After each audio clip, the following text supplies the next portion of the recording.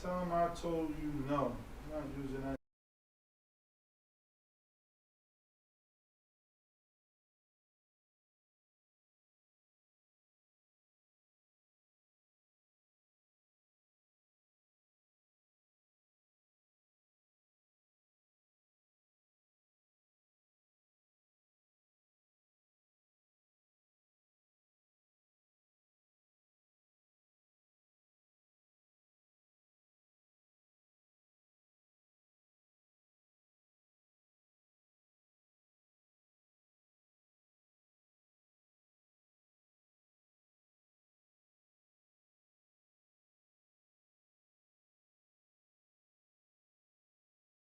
Dumped out, he dipped out, so it's like, why even come?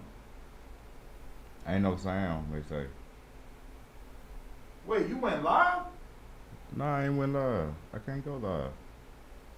Oh man, this shit went live. Damn, oh, your camera on. This shit went live. I ain't It even literally- pressed live, man. It literally just happened. Oh,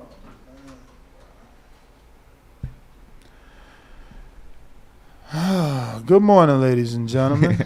This is fucking crazy. How long has this shit been live, bro? Look like it's been live maybe 20 to 30 seconds. This is insane, bro. YouTube, you disrespectful, man. YouTube started us on time. I never even pressed this button, man. This is a crazy start.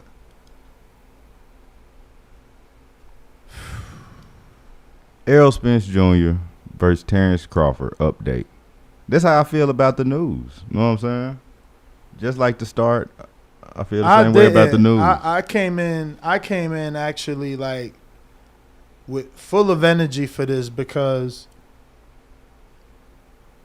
you know, Lance Pugmire did not an interview.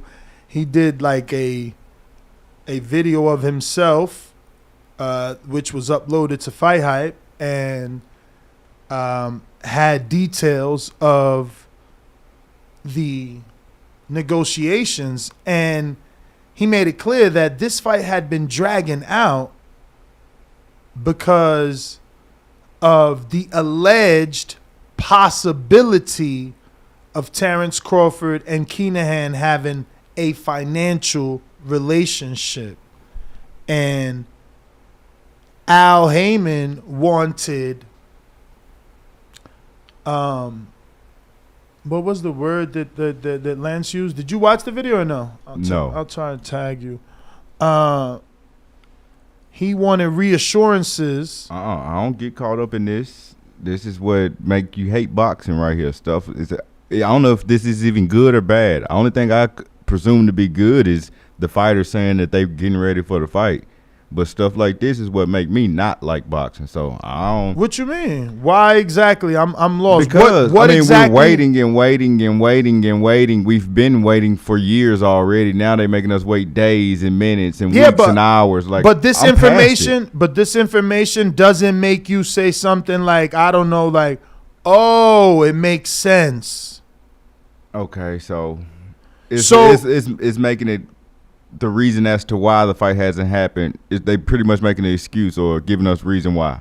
I ain't gonna call it an excuse. Yeah, they're giving us a reason why Al has taken so long. Listen, there was a rumor that made it to this show, and I'm sure you've heard it, that Daniel Kinahan was somehow associated with Crawford, right? Correct. Okay. So, with everything that hit the fan, and now, according to Lance Pugmire, Tyson Fury can't get in the country because of his affiliation, and neither could Ben Davidson. So if the reporter is reporting that, and, you know, he's telling you that Al is trying to be reassured that Crawford has no dealings with Kinahan and that he's going to have nothing to do with this fight financially, before they can go ahead and let him sign or send them whatever contract. You know, I mean, obviously he didn't say contract, but I'm going to play it. It's 4 minutes and it's a Fight Hype video, so I'm not trying to play the entire thing. We're going to go through it a bit and hope that they understand that we are just sharing the news, but you can catch the interview in its entirety on Fight Hype. And yeah, man. So this is the video. Obviously, it's on Instagram, but you can see the watermark is a Fight Hype whenever it generates. And we'll play this. Undisputed supremacy between, and we'll skip. He's around here where it gets juicy. as he's holed up in the Middle East. And we know that there's been intense scrutiny of those who have done business with Kinahan. Both Tyson Fury and the boxing trainer Ben Davison have basically been not allowed to leave the UK for the US based on the information that we've had from several sources, based on their connections to Kinahan. Sources told me that Haymon was tempted, actually because of his discomfort with Kinahan's involvement, to walk from the negotiations, but he ended up receiving.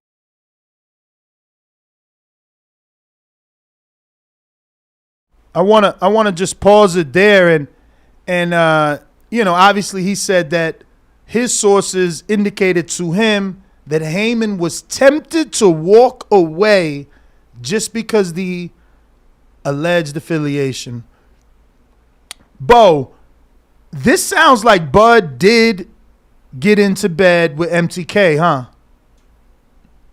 Potentially. I mean, no, and you're right. I, You're still right to use the word potentially because he Lance Pugmire is using the words that Haymon needed assurances that Kinahan wouldn't be involved financially. And I found that strange. If you listen to the interview in its entirety, it says he wouldn't be involved financially. So does that still leave the door open for some paper that Crawford might have signed tying him to Kinahan, and Al, being the astute businessman that he is, knows he can be tied to Kinahan, but he cannot be tied to this fight in any shape, way, or form in terms of finances, because Kinahan is wanted by the U.S. Treasury. So money involvement would then fucking wrap Al into that. right. But So that this is portion- crazy. See, this is why I had to report on this. Like, you like, oh, I'm tired of this, but this is new. And when do we get Al Haymon news, But really? at the same time, even though it may be valid, it seemed like we're trying to blame it on Crawford again. Nah. Not with. That's what I'm saying. It may be valid, but and it's not evil intent behind putting it on Crawford. But everything keep getting blamed on Crawford. Well, it's more about And Kinahan. it very well may be him. Okay, so Kinahan, I get what you're saying. I think it's more about Kinahan because financially, and this is all hypothetical because the reporter hasn't confirmed that Crawford is indeed in some sort of negotiation or previous contract with Kinahan. But before shit hit the fan with MTK, they were paying motherfuckers like out of, crazy.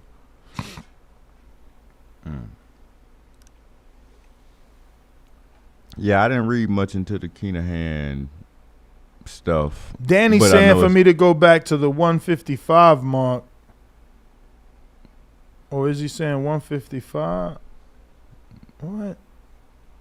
Man, Danny said let him. Oh, in. it's on a countdown, so I don't know how he means 155 because that would put it like right here.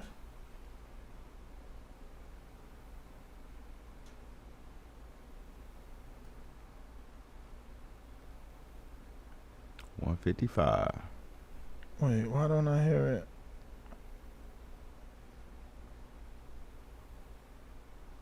One person had said it was an echo, but I don't believe that. Well, it ain't playing anymore, that's for sure. So there very well may have been an issue. Well, sorry. I got it. I will send it to TBV and play it from the main show. Not that it needs to be played anymore. I mean, and that is the juicy part. Like, You know. Best dad ever. Yeah, I know Bud Crawford can be wrong, but what I'm saying is, it just seemed like he's the blame consistently throughout the whole fight negotiation from 4 years ago, 5 years ago till now. But again, it may all be valid. Like, he may very well be the reason. Him and his business partners. Maybe. I don't blame him, but it's like you said, it could be some business partners, Right. But I'm back in the day when Bob Arum and Bud both pulled up on Errol Spence Jr. trying to make the fight, and Errol said, "Why not take the easy route, get all the belts, and then meet up?" Mm-hmm. It looked like Bob was trying. I ain't never seen Al and Errol pull up on Bud. I mean, pulling up really don't mean nothing these days. They did it. What you mean? We got video and audio. I know that's good. That's good for TV, but you still need a contract. And even in that instance, okay, Earl was still a bigger star, and that was the huge debate on the internet amongst the fandom. But who's a bigger star? So because there was a debate, that fight never happened. So, but he blatantly said that he would not fight Crawford. Yeah, you're not listening. Did everything. You're not listening. Which is now. When they met, there was a debate as to who was the A side. You had crazy, delusional fans. What they got to do with that man saying, "No, I'm not going to fight you. I'm going to fight"? If you continue to cut me off, you'll never get the point. All right. So what you say about the A side and B side? At that point that allegedly they pulled up, when that's not the truth, both men went to visit Maurice Hooker at his fight and watch him fight in support of Maurice Hooker. So no one pulled up on no one. Secondly, Bob didn't come with a contract. Up in the hallway. That ain't no pull up. How the fuck you pulling up on me? We both at the same event. You ain't fucking pull up. Bruh. You see what happened to BMB? You see what happened to BMB? That's pulling up. Drop your fucking location. I'm coming to see your ass. This ain't the same fucking thing. We can be at the same event and definitely not see each other, especially in the arena or stadium. You trying to sauce this shit my up for perspective. TV. This is my perspective. No, it ain't. This trying to sauce it up. My perspective. How is gonna be your perspective, my man? They both friends of the same dude. I told you before this even started that this is the type of stuff that make me not like boxing. Bruh, this ain't no pull up. It's negotiation. Yeah, it make you not like boxing because you don't let me get to the point. You'll never get it. You'll never get it. So he didn't pull up. They just so happened to be at the same fight supporting Maurice Hooker. Yeah. That's it. That's all. And when Bob was talking, that's all he was doing. He ain't had no fucking contract. And best believe on that contract, it would not have stated that Earl would have gotten the lion's share. Okay? So he told you right then and there, I'm going to take the easy route, which is what? Fighting everyone on his side, being unified, and then there is no debate. Because you hear the rumors of this contract that he is getting the lion's share. So what he did back then is what he's doing right now. You just have to respect him now because back then you tried to debate who was the A side. So he kept selling and winning, and we know the rest of the story. It doesn't need to be said to make the story over now because the fight ain't happening. No, he kept selling and winning, and he became the A side truly in everyone's mind and eyes. It's one thing to become an A side for a fight that's happening. It's another thing to become the A side for a fight that ain't happening. If this fight wasn't happening, we wouldn't be talking about what we talking about right now. That's what I'm saying. Why we talking about it? Because ain't nothing happening. You only going in circles because you, again, refuse to listen. No, I heard the entire subject is about why it took long. Only people like yourself that obviously don't care for business will feel that way. Well, not their business. No one who has a legitimate business that is providing for over 200 fighters is going to get into bed with someone that's fucking under investigation. Right. I agree with that. So he has to make sure he's got to dot his I's and cross the T's before getting into bed with Crawford. There's nothing wrong with that. Of course. For you to keep going back and say, oh, this ain't happening. They telling you why the shit took long. My man's a fucking known mobster. Not took long, taking long. No, took long. So it's Kinahan. If you would out. listen, He out. the motherfucking He out. I'm seeking clarification. What So do the title say? the What do title the thumbnail say? I've read a lot of stuff. I'm asking you because you want me to listen. You ain't asking me because you So cutting me Kinahan. off. So Kinahan out. Kinahan is out, man. Say no more. Kinahan is out. According to this interview, or rather, video message from Lance Pugmire, formerly of LA Times, he believes, and he quoted a few days or a couple of days when we get the official announcement, which is crazy to me because it's like, fuck, man.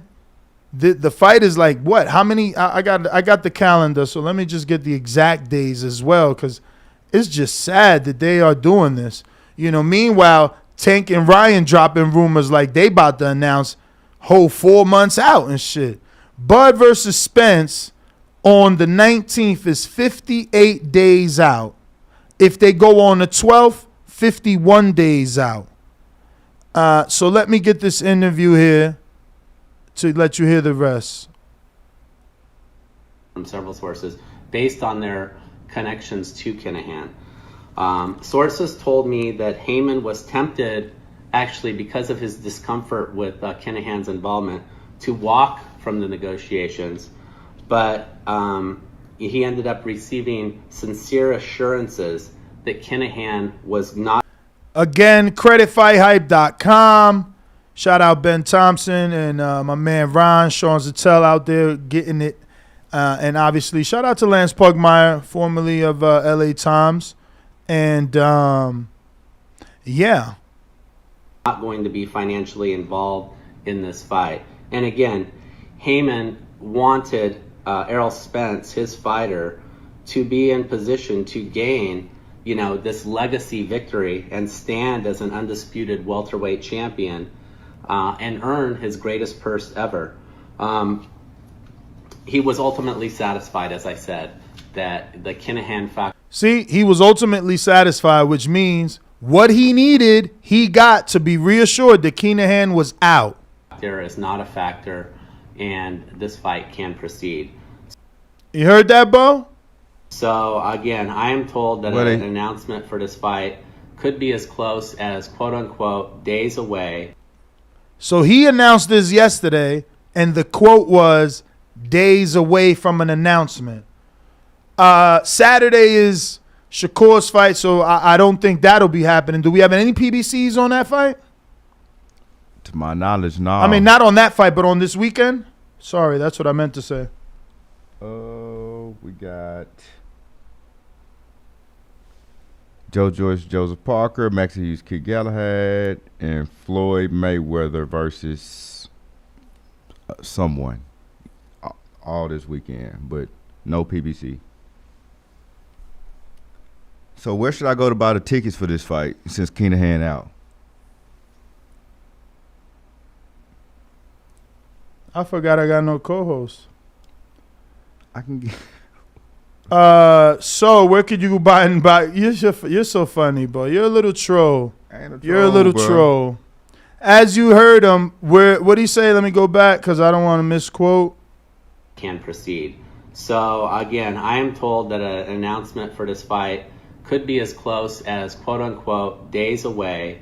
And obviously this is great news for boxing fans who have looked to see this generate these generational talents square off and establish exactly who is the undisputed. Yo, I just noticed that he wrote this. Like, he wrote his statement. Yeah, he read. It's like you holding that wine Why bottle. Why not just have the quotes? Like, why are you reading your own words? Move that bottle out the way. That's because he's a welterweight division. What, this? Thank you so It's much. like you see holding guys it. soon. Many This? assessed to be. Which? But anyway, that is the audio. Once again, shout out Ben Thompson, Fight Hype, and everybody over there doing their thing, providing us content to discuss. So I'm assuming you got a poll because you're usually quick on the draw. If not, then that is the poll, our small debate. That's because he's a. Does this mean anything? Or is this just more BS?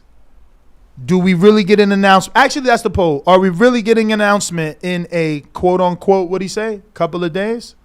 Few days? What'd he say? Bro, I've been hearing. I'm so sorry, Ness, but Nah, I've been hearing. You lying. I've been here. You right. I ain't Say sorry. one more time. I've been hearing that the fight about to be announced before the King Kong or Andy Ruiz fight. No, you didn't. Oh, it's gonna be November No, 9th. I mean, it's gonna be September 19th. Nobody said that. Bruh, Nobody said that. My ear is to the streets.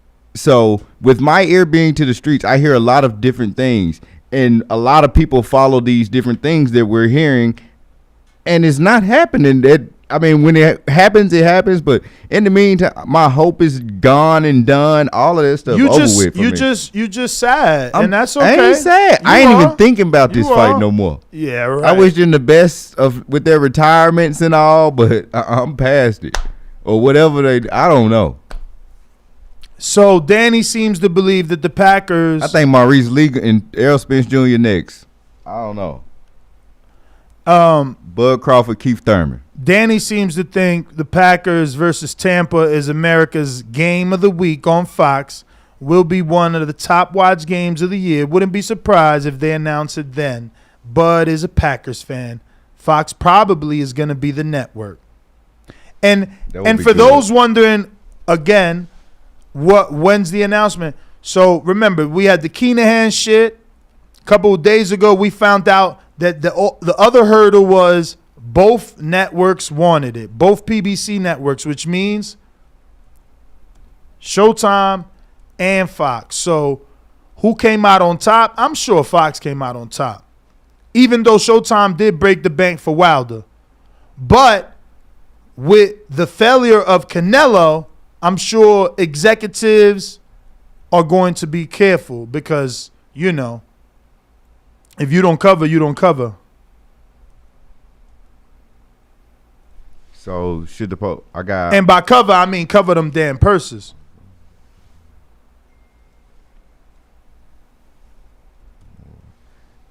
So I put, are the rumors of the fight being announced within a few days true, or what should I put behind that?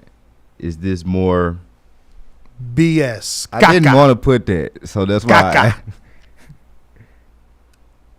I mean, that's what I'm you call it. More the same. How do you don't want to call it when you the one saying this is bullshit? Say call it what you call it. This is what you called it, business.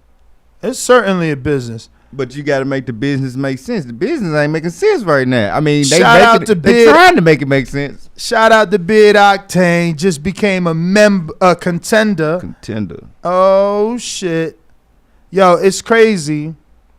Because this ain't going to sound, hopefully it does, you know, hopefully there's not negative people like Bo in the universe listening. But I promise you, I've been thinking about them because he sent me like this whole stuff and I haven't used the pills yet. So I'm like, I need to do like a 30-day challenge to see if the pills change the bid. I mean, I think it take more than 30 days. I mean, it's only a 30-day supply, you know what I'm saying? If you want to get your beer, why don't you just go get the, you know, to the doctor. What you mean to the doctor? A surgeon or whoever to put the hair at it. I'm sure, I know they can do it. I seen Floyd got 360 waves and all now. You crazy. Floyd got that 360 wave money.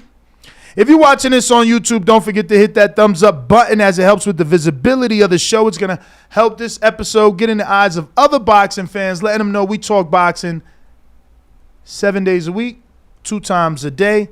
The number to call in is 1-425-569-5241. If you want to voice your opinion on this subject, again, we're discussing the fact that Lance Pugmire of LA Times and FightHype.com is reporting that Al Haymon has been satisfied with the necessary documents and information that he needed to assure him that Daniel Kinahan is not part of Terence Crawford finances, because finances is what he kept talking about, and that they can move forward with this fight. He expects an announcement in a few days. Bo isn't optimistic about that, believes this is more BS, so we've made a poll. And I'm putting the last option on there. He putting the last option.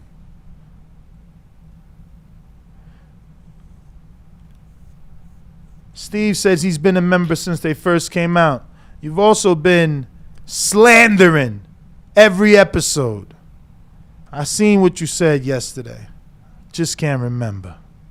Noel G in Dallas says, like I told y'all before, Al will give us Tank versus Ryan in December for not being able to give us Spence versus Bud.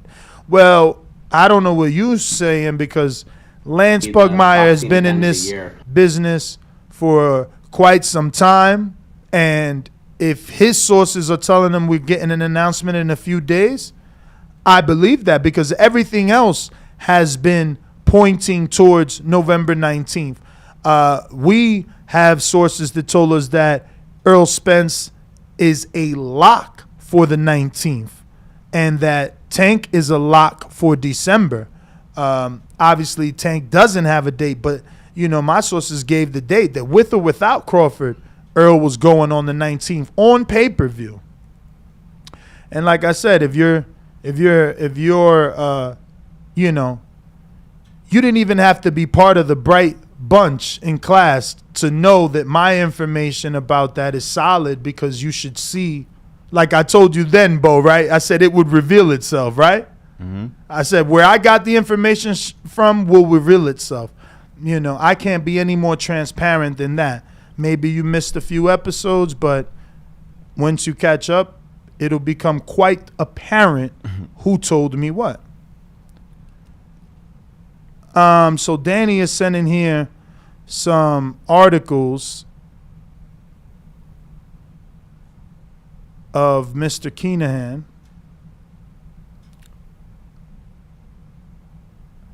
I don't know.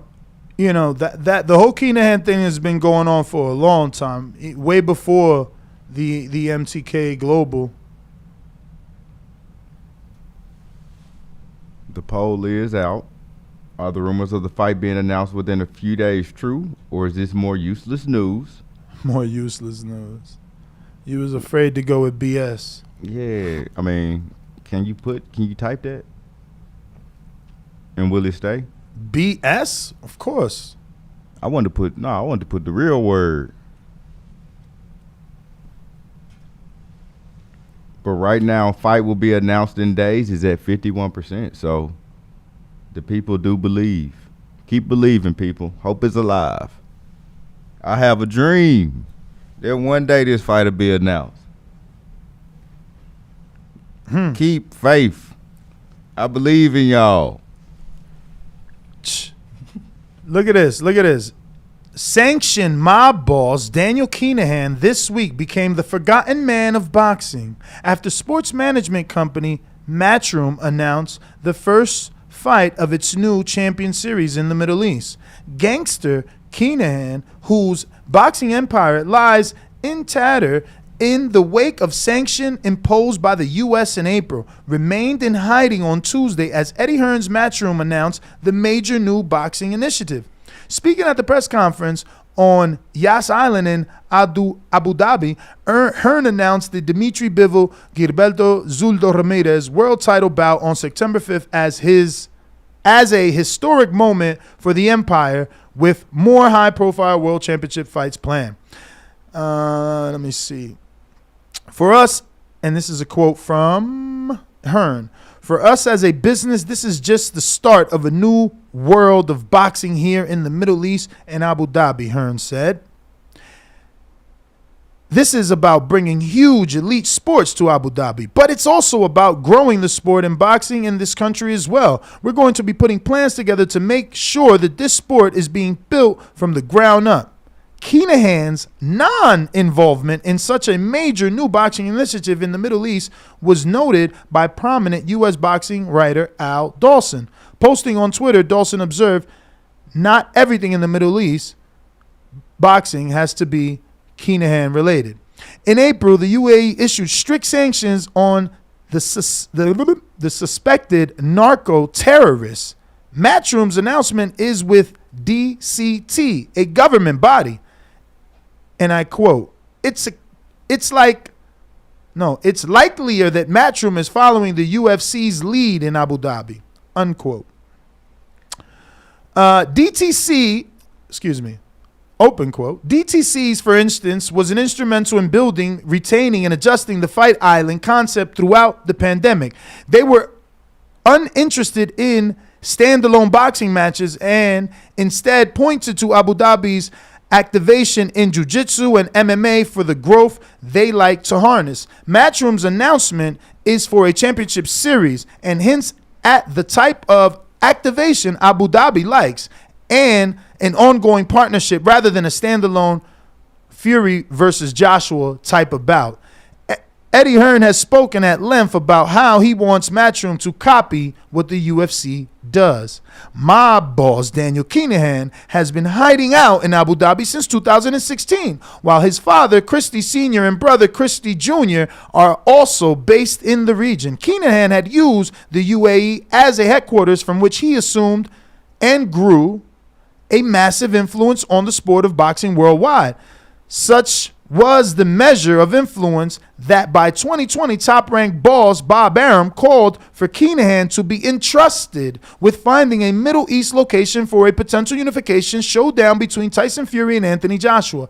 Speaking in May of the year, Arum, a vastly experienced lawyer who once worked for President John F. Kennedy's administration, said, "We have a great confidence in Dan. He is in effect our advisor regarding the Middle East.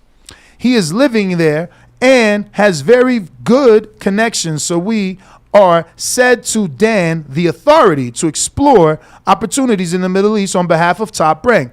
That is what Dan is looking into because everyone trusts Dan with handling that situation, whether it's Eddie, Frank, or myself. Dan is like the captain when it comes to the particulars of doing a fight in the Middle East. He is one of my favorite guys, no nonsense, whose word is his bond."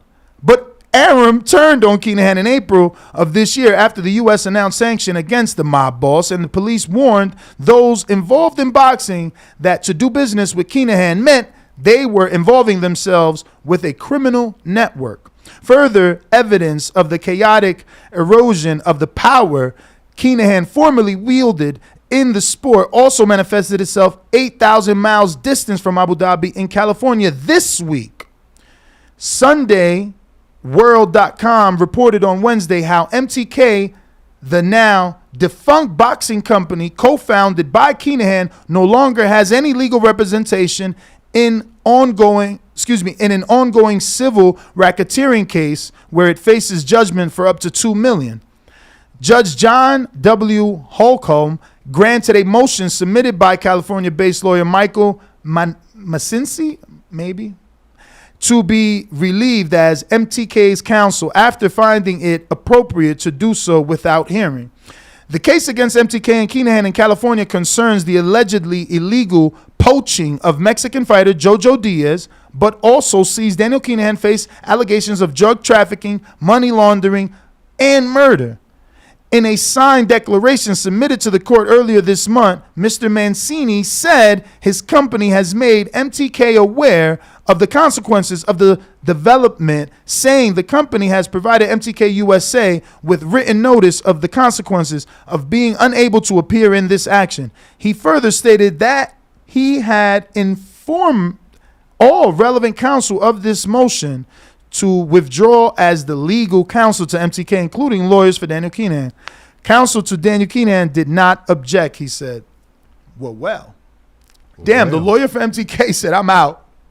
I don't want the case." That's crazy. And you know MTK closed the doors. So you see how serious it is. It sounds pretty serious. And this is why, Al is the only one not mentioned with them. Think about it.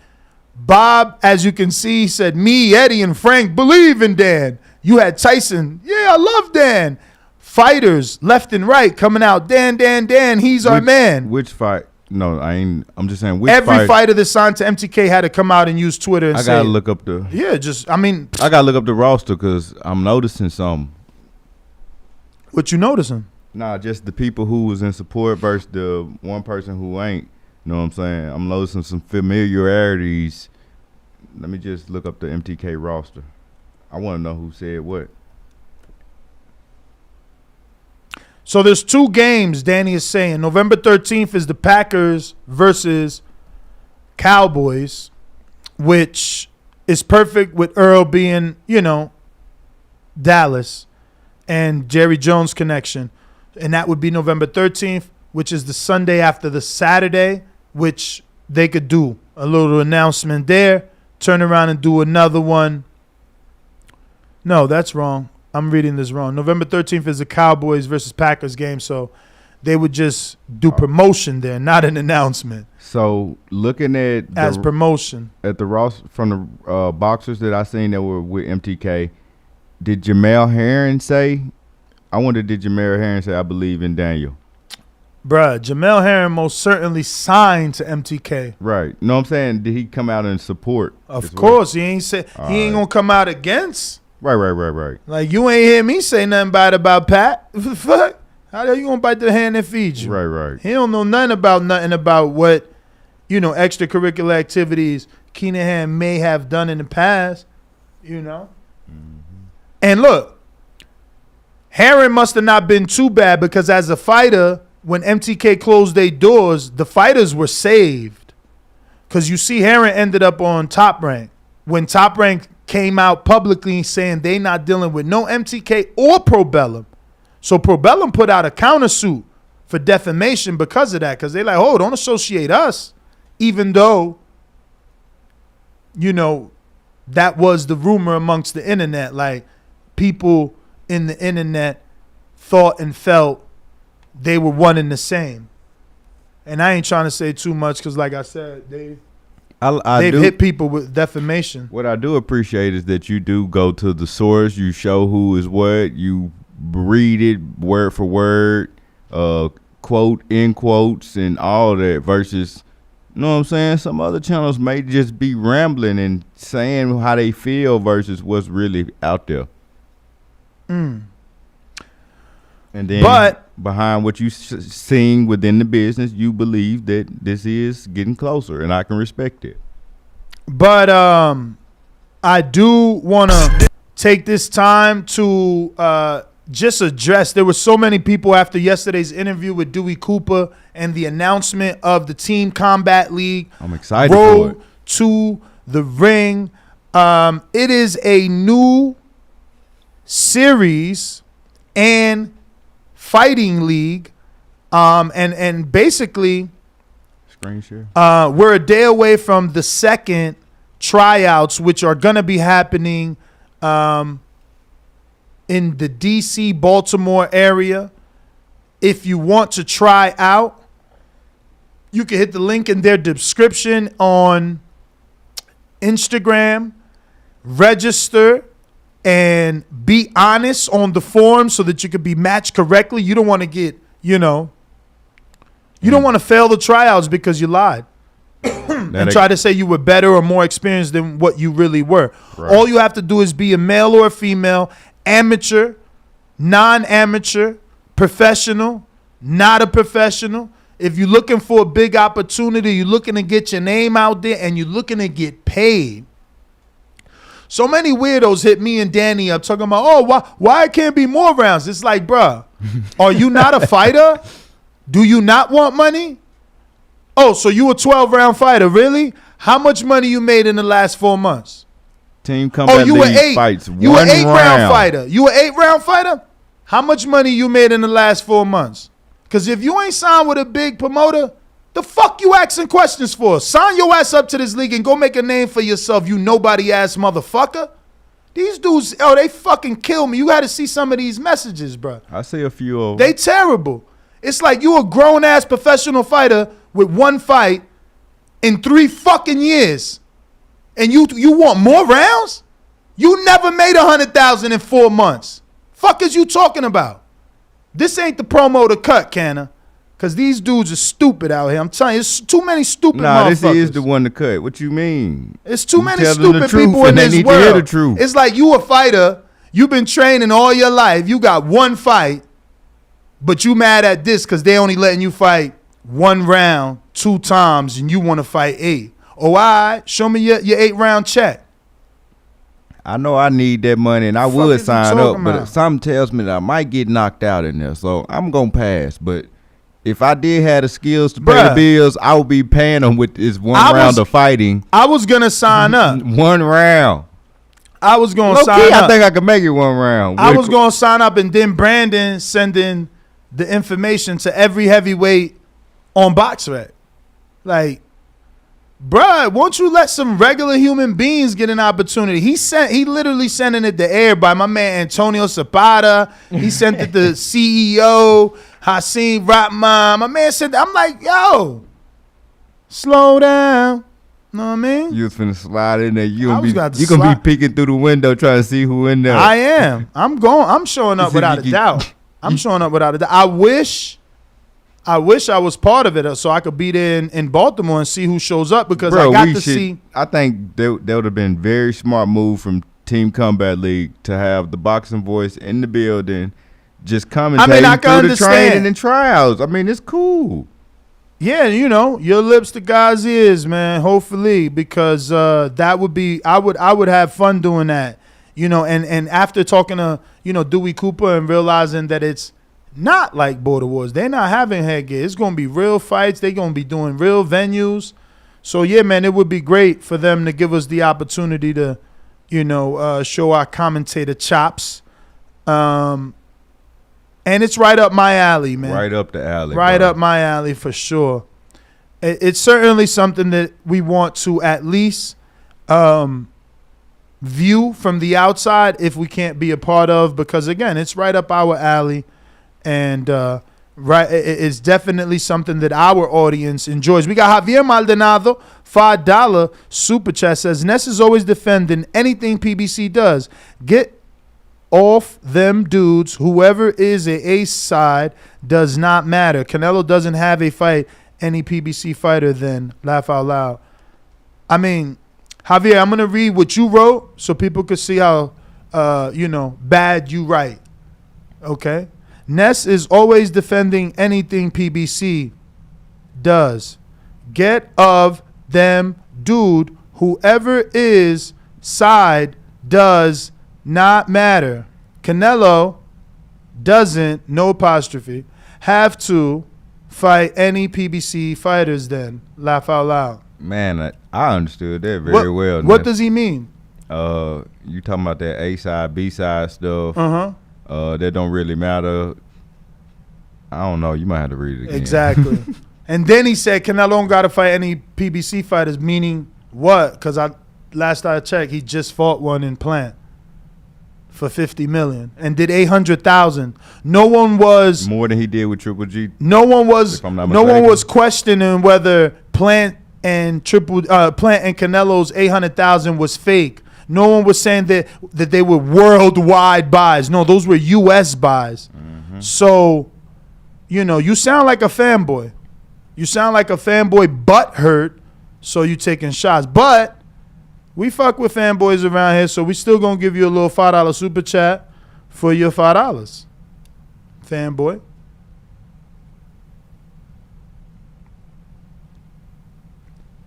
And for those that don't know, anyone that sends in a super chat, as long as it's 5 and above, we add you to this beautiful super chat wheel that has about a dozen prizes, all different costs and things. Like this is a title bag for only $5. So even though he was a little hater super chat, he's still in a raffle to win something for that $5. Shout out my boy Tony Salgado in the chat.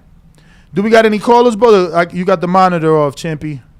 Yeah, I never cut it on because face the opposite way. But it's two people on the line. They haven't pressed 1. If you haven't pressed 1, that's why we haven't gone to you. But you can get on the show by hitting 1. And anyone else, all you have to do is call the number 1-425-569-5241.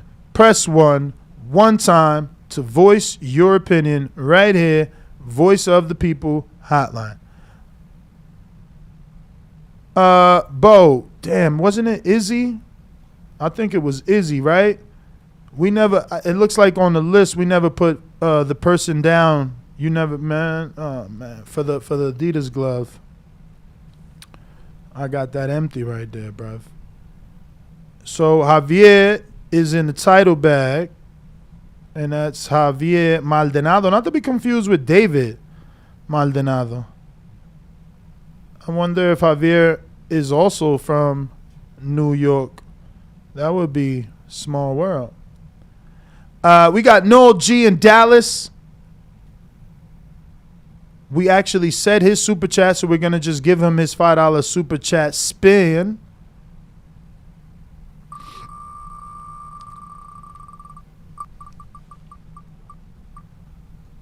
Okay, Frock with water bottle. Noel G in Dallas. I don't know if you are into boxing physically, and you want to make sure you in shape. But if you are and you do box and hit the bag, and you may not have a trainer like these expensive, trainers that are out here, because you're not a professional fighter, you can go ahead and use the Frock with water bottle. This is for big glove sports, so you never got to take your glove off. Look, these are the Adidas boxing gloves that Keith Thurman sent to give away to you guys, and you just never take it off. You see, this is how you do. And also the water bottle doesn't leak. There's liquid in here. You can turn it upside down. It's not going to leak. Shout out to Fraqua. This is definitely essential when you're in the gym. If, again, you're not a big name fighter, right? If you're not Terence Crawford and you don't got Bomac, it's like, who's giving you water? You taking off your gloves, especially if you got lace-ups. Now, if you got some Velcro straps, maybe you can do that quickly. But to have lace-ups and have to drink water, you might as well not drink water. But now you can by heading over to frockwith.com, using the code TBV, getting that 10 to 15% off because we love you, or joining our raffle like Noel G in Dallas. You got to send another 10 if you want to be part of that. Fraqua water bottle. And then again, this is not no regular water bottle. I'm being real. Like, here's the difference, right? Listen to this. You can see the density in this is nowhere near what this is going to sound like. This is like super thick ass plastic. I'm not even fronting. It's also AIBA approved, So it's the International Boxing Association. It's very, very durable. They make it in the UK, and that's why it's not made in China. Not to say everything in China is cheap, but you already know. We got SDX Renzi, $5 super chat. He says, and we might not even get Tank in December, depending on how his hit and run trial go. I think you're wrong. Yes, Tank could get jail time. It is a hit and run. It's fleeing the scene of an accident. All that. But as a first offender, he'll probably get probation. If you read the story, Tank was trying to get 2 days. Did I read that right, Bo?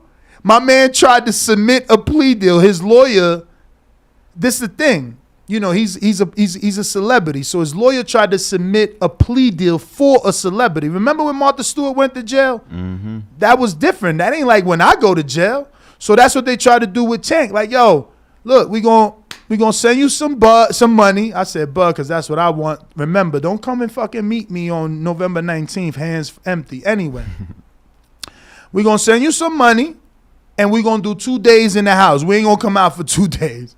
Judge is like, get your ass out of here, man. So he wanted to put himself on house arrest for 2 days. Yeah, man.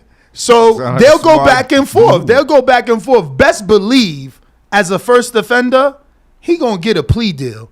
Now, worst case scenario, I think, is probation.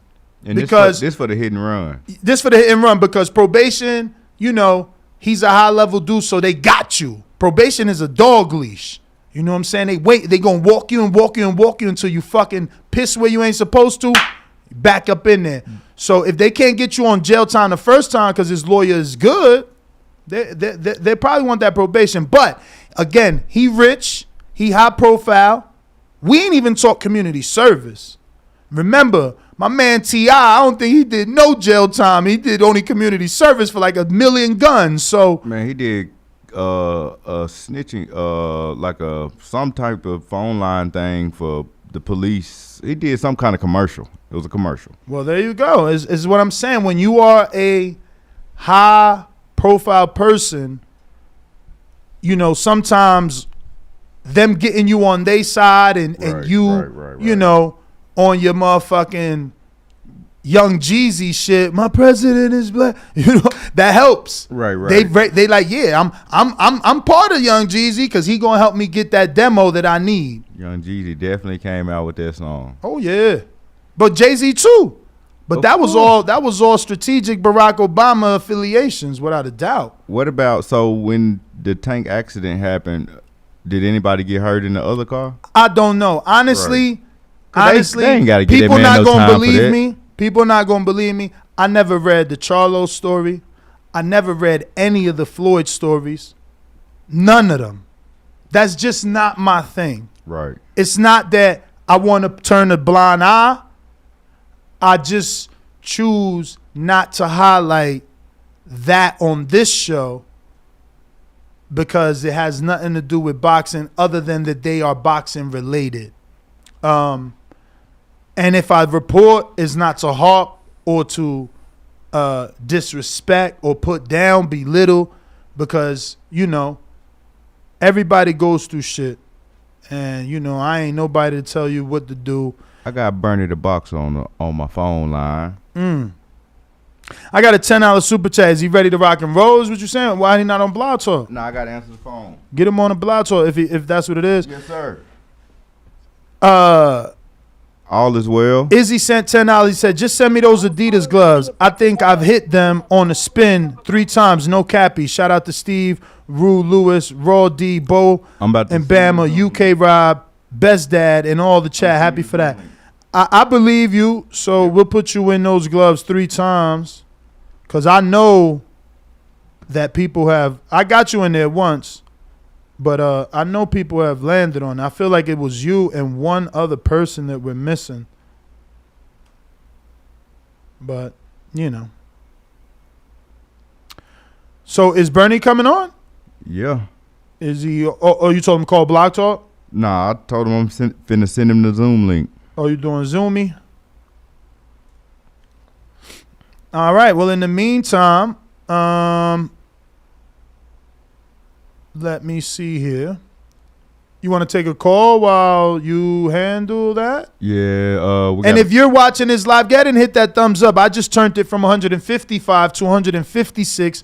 You should take us all the way to 600 because we have over 600 watching. We're also about to get Team Crawford on, a.k.a. Bernie the Boxer, a.k.a. one of the coaches out of B&B Boxing. Shout out to Bernie for always tuning in. I appreciate everybody that listens, whether you are just a boxing fan or you're in the industry, man. You know, coming out to Vegas has shown me just how many people in the industry listen to the show and value what we're doing, and we appreciate that. But closed mouth don't get fed. All you dudes out there just appreciate, fuck that.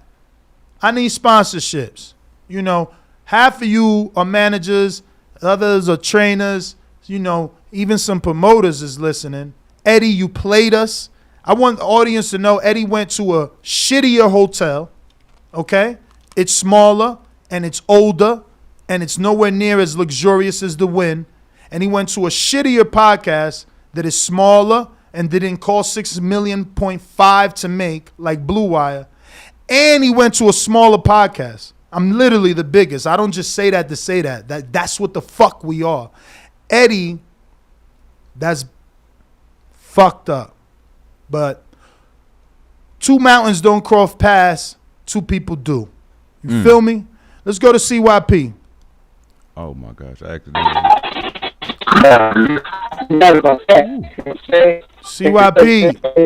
CYP, pull over for us, champ. You are coming in like Optimus Prime on alcohol. Mm-hmm.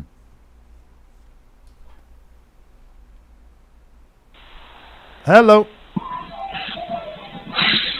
CYP. Yeah. You hear me now? Way better. Sugar club. All right, cool. I said, let the church say amen. That was a good sermon you gave. You know what I'm saying? Because you already know I don't rock with nobody named Eddie. Not Eddie Monster, not Eddie Winslow, none of them. But at the same time, I wanted to bring this up real quick. You know, the ESPN pound for pound list, I always said it's about having the whole world involved in boxing. That's why they always got so many people that we don't agree with. But there's something that really pissed me off. To have Better Beef and Bivol on that list. Two dudes at 175. Two of them. When we only know them now, honestly, to be honest, because Canelo decided to move up there. He fought Bivol. I'm trying to figure out when else in boxing has a smaller dude moving up help the guy who beat him become pound for pound. Because I could have sworn when Errol Spence fought Mikey Garcia, the whole world was pissed off about that. Oh, that's a mismatch. That didn't help Errol Spence at all. But that shit put Bivol into the top 10 pound for pound and helped Better Beef after winning another belt be pound for pound. When you got dudes like Charlo with all the belts, not on the list. Devin Haney with all the belts, not on the list. But Better Beef and Bivol from the same division who haven't even fought, they're both pound for pound. I'm like, well, goddamn. They must be like Errol Spence and Crawford because they're both on the list from the same division. Both them dudes have fought people that we know who have also been on the list before. So if them two fight, and they're number one, what the fuck would Better Beef and Bivol be if they fight? You telling me all they got to do is have 20 fights and 17 fights, be pound for pound number one, eventually even fighting each other? No, stop it. Sometimes we take it too far because some of the criteria don't matter. But lastly, all the people saying Tank ain't pound for pound, check the ESPN list and see who was up next on the list. Tank was on the list. Some had him at 6, some had him at 9, some had him at 10, some people had him at 13, 12. He almost made that list, and that's what that horrible resume y'all be talking about. CYP out. All right. We got Bernie. All right. Coach. Bernie. Damn, it's already cold in Nebraska? Bernie the boxer is connecting the audio and cannot hear you yet. Oh. Bernie, cut your audio on. I can see him and he talking to some people around him. You're going to have to text him. I'm texting him now. In the meantime, in between time, if you haven't already done so, hit that thumbs up button. It's going to help with the visibility of the show. It's going to help to put this episode in the eyes of other boxing fans. Bernie, what up, champ? Coach! What's good, family? How y'all? Oh, we happy, man. We happy. We over here celebrating. We going to see you in 58 days. Yeah, for sure. Let's do it. Well, I was calling in because I got a little time to sit while we sitting around at work. And then I seen your post about Ness saying Lomachenko, he not that big of a star because I guess Bob Arum put him over there. Well, I had to think of this. I wouldn't say that. I think he's a huge star, but I think that, boxers is hard. It's hard to become a huge star in pretty much anything, really.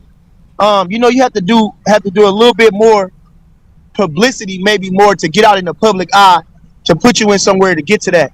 So I say this, I think it's a smart move by Top Rank to put him over there. But again, you got to think, even though Lomachenko got the right complexion, he's still a foreigner. So you got to think about that. Then I was thinking too, boxers used to fight on regular television. The stars the big stars of the 80s and the 70s used to fight on regular television. Fighters these days, they don't fight that much. So it's hard to get recognized more outside of a big fight. And that's few and far between. And like I said, like Marvin Hagler, he had the right guard commercial or the whatever commercial he had, but he was in the mainstream, to be, and he still wasn't even as huge a star as Sugar Ray Leonard. So I think, it's just hard for a boxer to become like a mainstream star. Everybody not going to do that. Like if you go watch Mayweather's, even when he was fighting, he fought Victoriano Sosa, and he was the lightweight champion. He was a huge star, already had been a star. They got the Mayweather name and did everything, but he was only drawing 4,000 people. Watch the telecast and watch Larry Merchant, what he say. Man, it's only about 4,000 people here, and he thinks that he deserved a lot more, but like I say, it's only 4,000 people here. So even though he was a superstar huge in boxing, he wasn't he had to do something else to become a star. But Bernie, you basically making Hold my on. Let me you making my case, don't know Chan. what happened. Go ahead. I'm saying you making my case. Like everything you saying is helping my debate that Loma is not a star. They could tell us he's a star till they face turn blue, but if you only in the small room, homie, it ain't you. Well, That's I a wouldn't. bar. To say a star in like public, no. Of course, he's not a star. Again, he's a foreigner. You know, but he's a superstar in boxing. But listen, we have foreigners come here all the time to New York City and sell out the Garden. Look it up. Anybody who's Irish, anybody who's Puerto Rican. No, don't tell me who. I'm telling you, anybody No, that's I know, but Irish. you're not naming the name now. Come on now. Okay. In the last 10 years, Bo, give me an Ireland dude that was signed to Top Rank, because we know he was there. Conlon, look him up. Has he not main event in Madison Square Garden? But give me another one. But he's not a star. Give me another one. He's not a star. But he's selling more tickets than Loma. So if you telling me dudes that selling more tickets than Loma not stars, Loma definitely ain't a star. I don't believe that. But Bernie, how can't you believe it? One dude. No, it's easy to answer. It's easy to answer. One dude in a small room. Kodo don't fight in the little room at the Garden. He fight in the big Garden. He ain't fighting that little ass Kodo was an American. Room. Kodo was born in Rhode Island. Kodo used his Puerto Rican heritage to sell tickets. Kodo was born in Rhode Island. Okay. He's not born in Puerto Rico. He don't speak a lick of English. He was reared in this country. He was brought up in this country. He's again Puerto Rico. Right. He didn't sell out in L.A. He didn't sell out in Louisiana. He didn't sell out in no Atlanta. They put him in Puerto Rico, where all the Puerto Ricans is at in New York. Okay. All right. I'm waiting now. And he still got to the big room.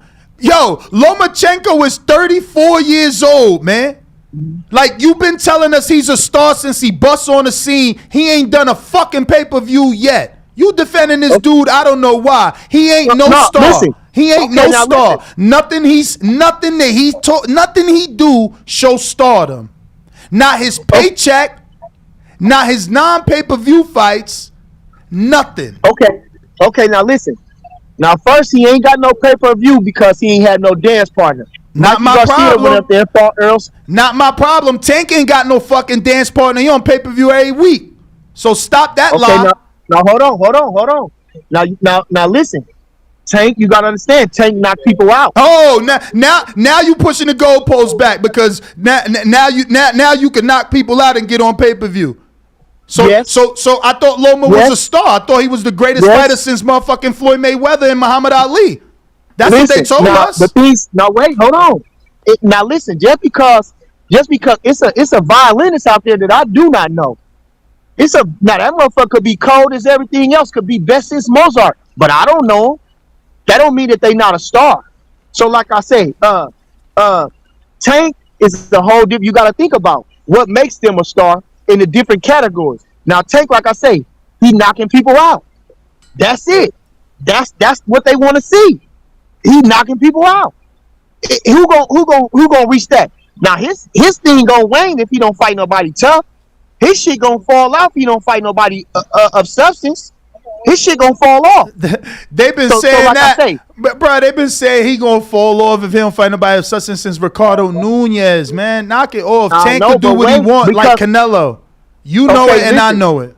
Tank could do anything he want, just like Canelo. Tank could fight Isaac Cruz in December, we okay. He could rematch Rolly, we okay. He could fight Ryan, we okay. He could fight Devin, we okay. Man. That's not okay. Right. Now wait, hold on. Right. Hold on. No, don't get to talking like no.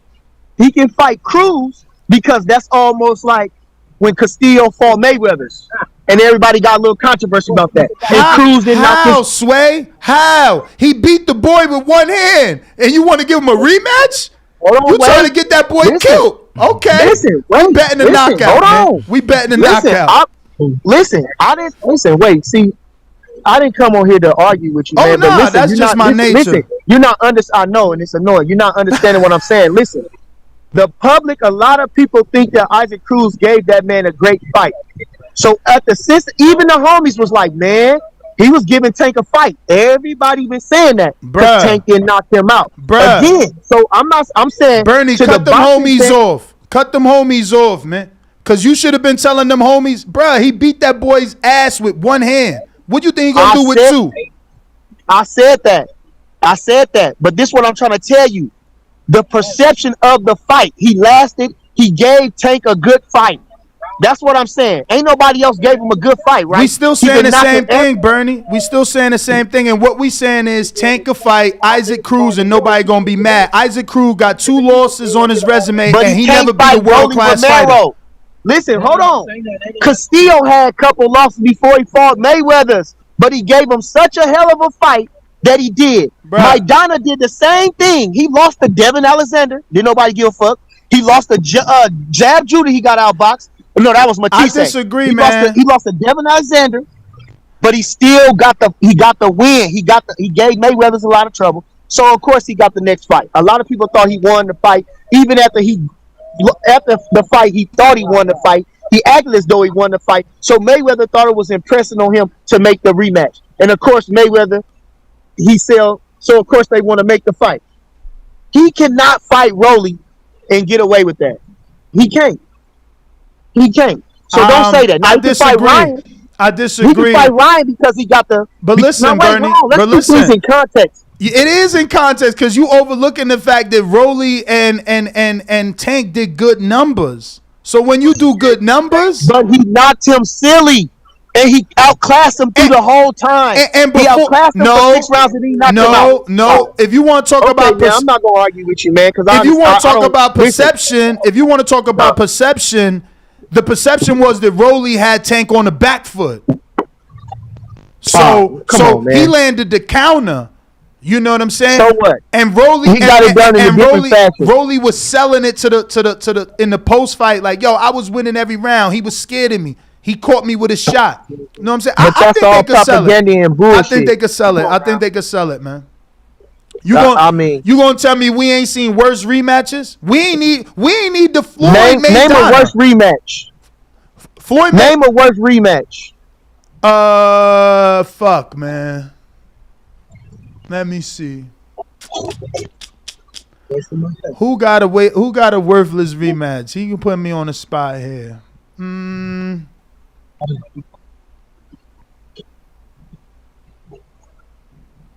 Bo, you can't help me? So like I say, you know, it's hard to be a star in boxing, you know. But Lomachenko star, and like I say, you know, a lot of people hate on him like they hate on Canelo. I got it. Bernie, shit. I ain't even had to look too far. Worthless rematch. Devin Haney Cambosos. Say you don't agree. Say you don't fucking agree. Worthless rematch. AJ versus motherfucking Usyk. Worthless rematch. Say you don't agree. Wait, no. Wait. Come on, bruh. First of all, hold on. Wait. First of all, Joshua, he's still a big star. They still making him a big star. Canelo Triple G3. Say you don't agree. Okay, hold on. Wait. Now those was mere formalities. They was already set in. Wilder versus Tavern 2. Say you don't agree.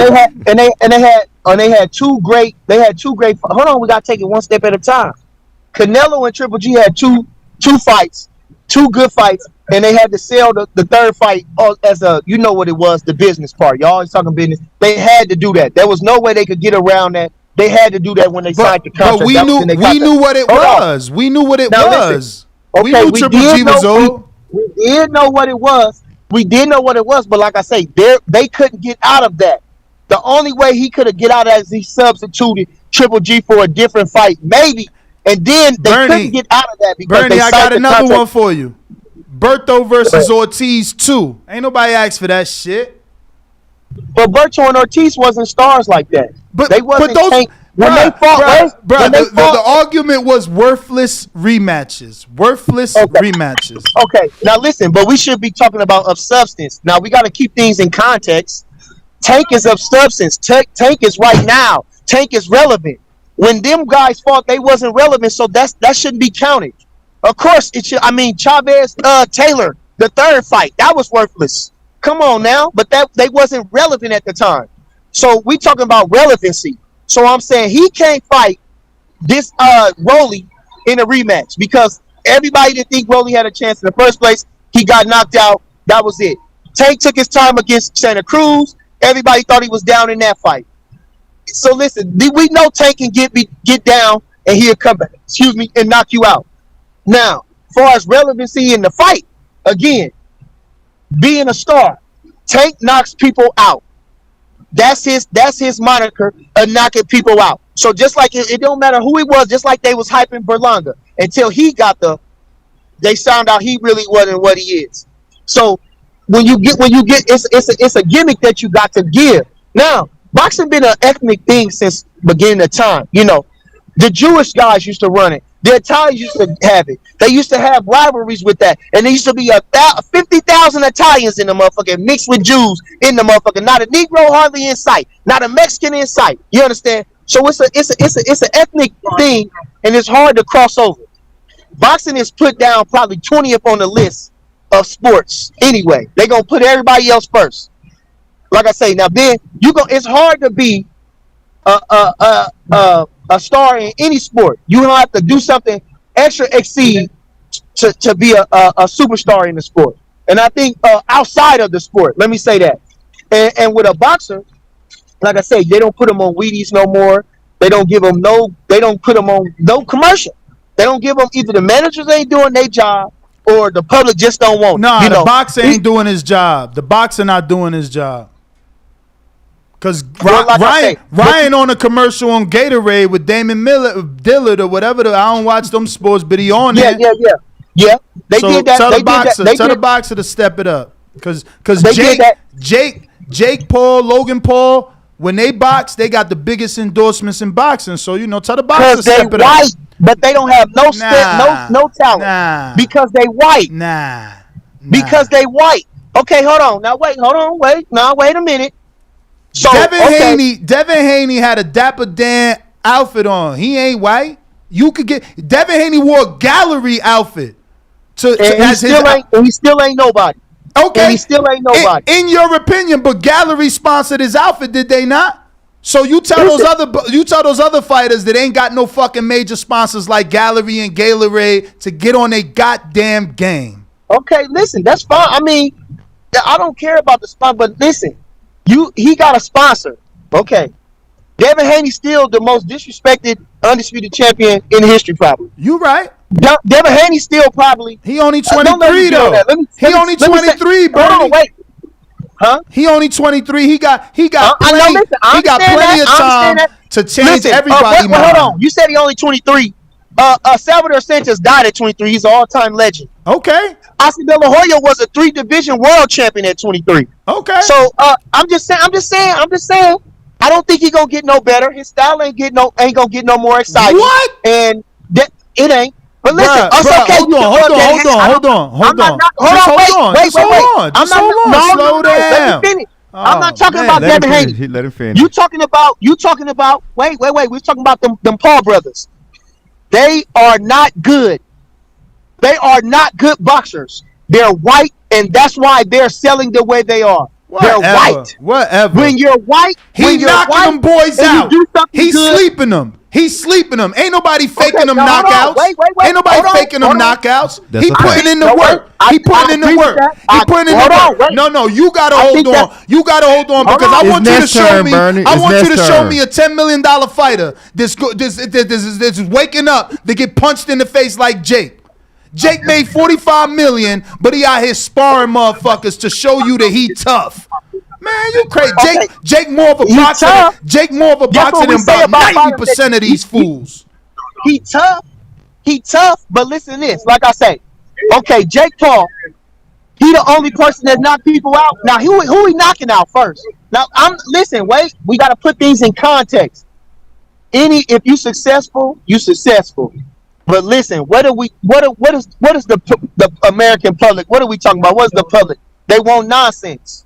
Like I say, I was just telling a guy like Troy, the Transformer. He was an Olympian, an American. He went top rank. Like I say, they ain't pushing them. How many good fighters that they say they're not pushing? Why is he so popular? Bernie. And who is he knocking out? Bernie, you've been doing this for at least 10 years. Man, longer than that, boy. I've been in this game since 9 years old. You know exactly who's a star and who is not a star. You can't mention Troy and then question why he ain't being pushed. Where's his personality? He ain't even come out his shell yet. Okay. So listen. So Jake Paul, he say stupid shit, and that makes him a star. No, because he say confident shit. He sells confidence. He makes a list and say he could fight Tank and Canelo in 5 years, and people listen. He sells confidence. He don't sit there like 99% of his fight. Well, I let my hands do the talking. Well, I don't get into all that, man. We gonna see him in the ring, man. But if he a star, who he whooping? Bruh, no, you tell me. No, who's your favorite fighter? Who your favorite fighter? Don't say Crawford. Who's your favorite fighter? Outside of Crawford? Yeah. Outside of Crawford? Yeah. I got a couple of them. Give me one. Shit. Never rest one of them. Who? I can't say Shakur because he's family. Oscar Navarrete? Emmanuel Navarrete. Emmanuel Navarrete? Don't go no further. Yeah. Don't go no further. He one of my favorites. Okay. Don't go no further. I love Navarrete. And like I say, who else it is? I love Bam. Bam, he at the top of my list. Bam is at the top of my list. And along with the rest of them. Tank. Like I say, I like Devin too. I ain't got nothing really against Devin, but I'm not so high on Devin. Now, is he a great talent? Is he super this and that and intelligent? Probably. But I'm not keyed up to watch Devin Haney fight. That's just the truth about it. I don't care. He got nice clothes. He got pretty jewelry on. He a handsome guy, and he been winning. But I don't look to go see no Devin Haney. I don't see nothing in him myself far as like that. That's a shame. That's a shame as a trainer, you trying to tell people that he not entertaining. And he's a fucking masterclass boxer. Yeah. That shit was boring as fuck with him and Kambosos. Yeah. But listen to this though. Even the Canelo fight, as good as Canelo is and how different he knocked people out and shit like that, the fight was boring. You know, fights can be boring. Mayweather's can be boring. I watch Mayweather's to go to sleep. Mm-hmm. But he's beautiful. I like his stance. I like the way he throw his jab. I like his technique. But I don't really care for Devin's technique. Let me ask you something. When you a fighter, is it the same to fight in front of 500 people and 5,000 people and 50,000 people? Is it all the same? Because I ain't no fighter. I ain't no fighter, so I got to ask you. I think it's the same. I think it's the same. I never had a chance to fight in front of 5,000 people, but I fought in a small room. And then I fought on the big stage. So, like I say, I don't think it's no different. And what about if you main eventing? I still don't think it's no different because every fighter, when he coming up, he sees himself as a main event fighter. So when you finally make it to that stage, just like anything, you're gonna be nervous. Whatever you're doing, you're gonna be, you want to do good. So I don't think it's no different. But like you say, like a Shakur Stevenson or Devin Haney, or a Bud Crawford or an Errol Spence, they believe that they belonged on that stage. That's why they was able to go across the seas and perform the way they did. Coach, do you know who Masael Ramirez is? Yes. No. Ramirez. I knew Lopez? No. Misael Ramirez. No, I don't. Okay. Well, that's your favorite fighter's first fight ever, and he happens to be a Mexican that never fought before. So it was a debut fighter for Navarrete's debut, okay? And then after that, he retired. To keep it down, my guy. He retired after that, okay? So just to be clear, Navarrete's debut is a dude that retired. So basically, we know the promoter found him in the garbage can, took him out, let him fight him, put him back in the can. Do you know Mauricio Cruz? No.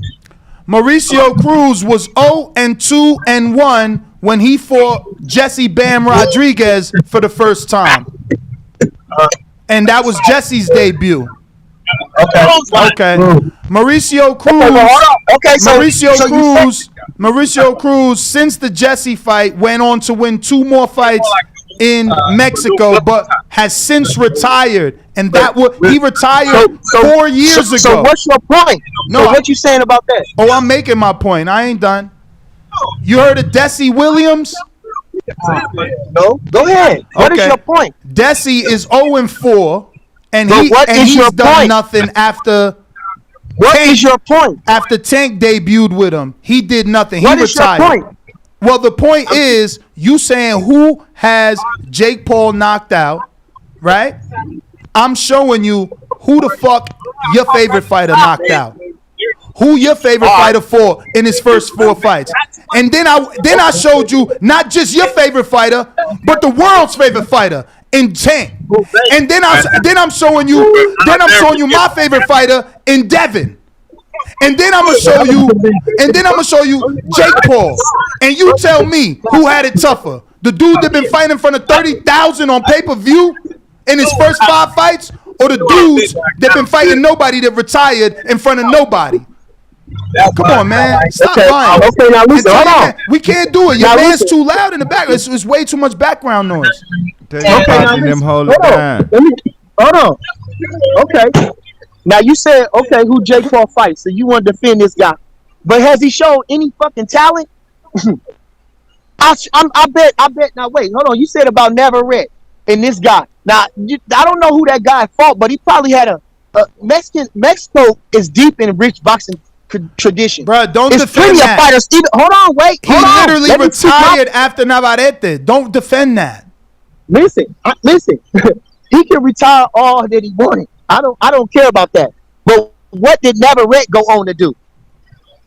He went to go on and be a 2-division world champion and one of the most feared fighters in weight class. So what did Tank go on to do? Bro, what did Bell go on to do? Knock it off. Hold up. Pretty good spin there. That was a pretty good spin. He won 1 legitimate title and a vacant title. Okay? He beat 1 champion in Dog Bay, who also upset Magdaleno. Okay, so Dog Bay was not supposed to win. He was brought in from Ghana to lose. Magdaleno shit the bed. Didn't take actually lost in the rematch, and then Navarrete beat a Dog Bay. Okay, after that they gave him a vacant title that Shakur dropped. Right? Don't forget that. He ain't fight Shakur, and he ain't want to fight Shakur when they tried to make the fight. It's public. Go look it up. Okay. So don't act like your man's this animal. Now listen. He been getting spoon fed. Now listen, Dog Bay little as hell. Still, Emmanuel Navarrete got 1,000 more skills than Jake Paul or Logan. And guess what? Paul. And guess he what? He got 1,000 more. And guess what? More fucking skills. Guess what else he got? 38 more fucking fights. Okay. You tell me what the rich Jake Paul gonna do. He been training for 4 years, locked in Puerto Rico with a team that none of these amateurs got in boxing.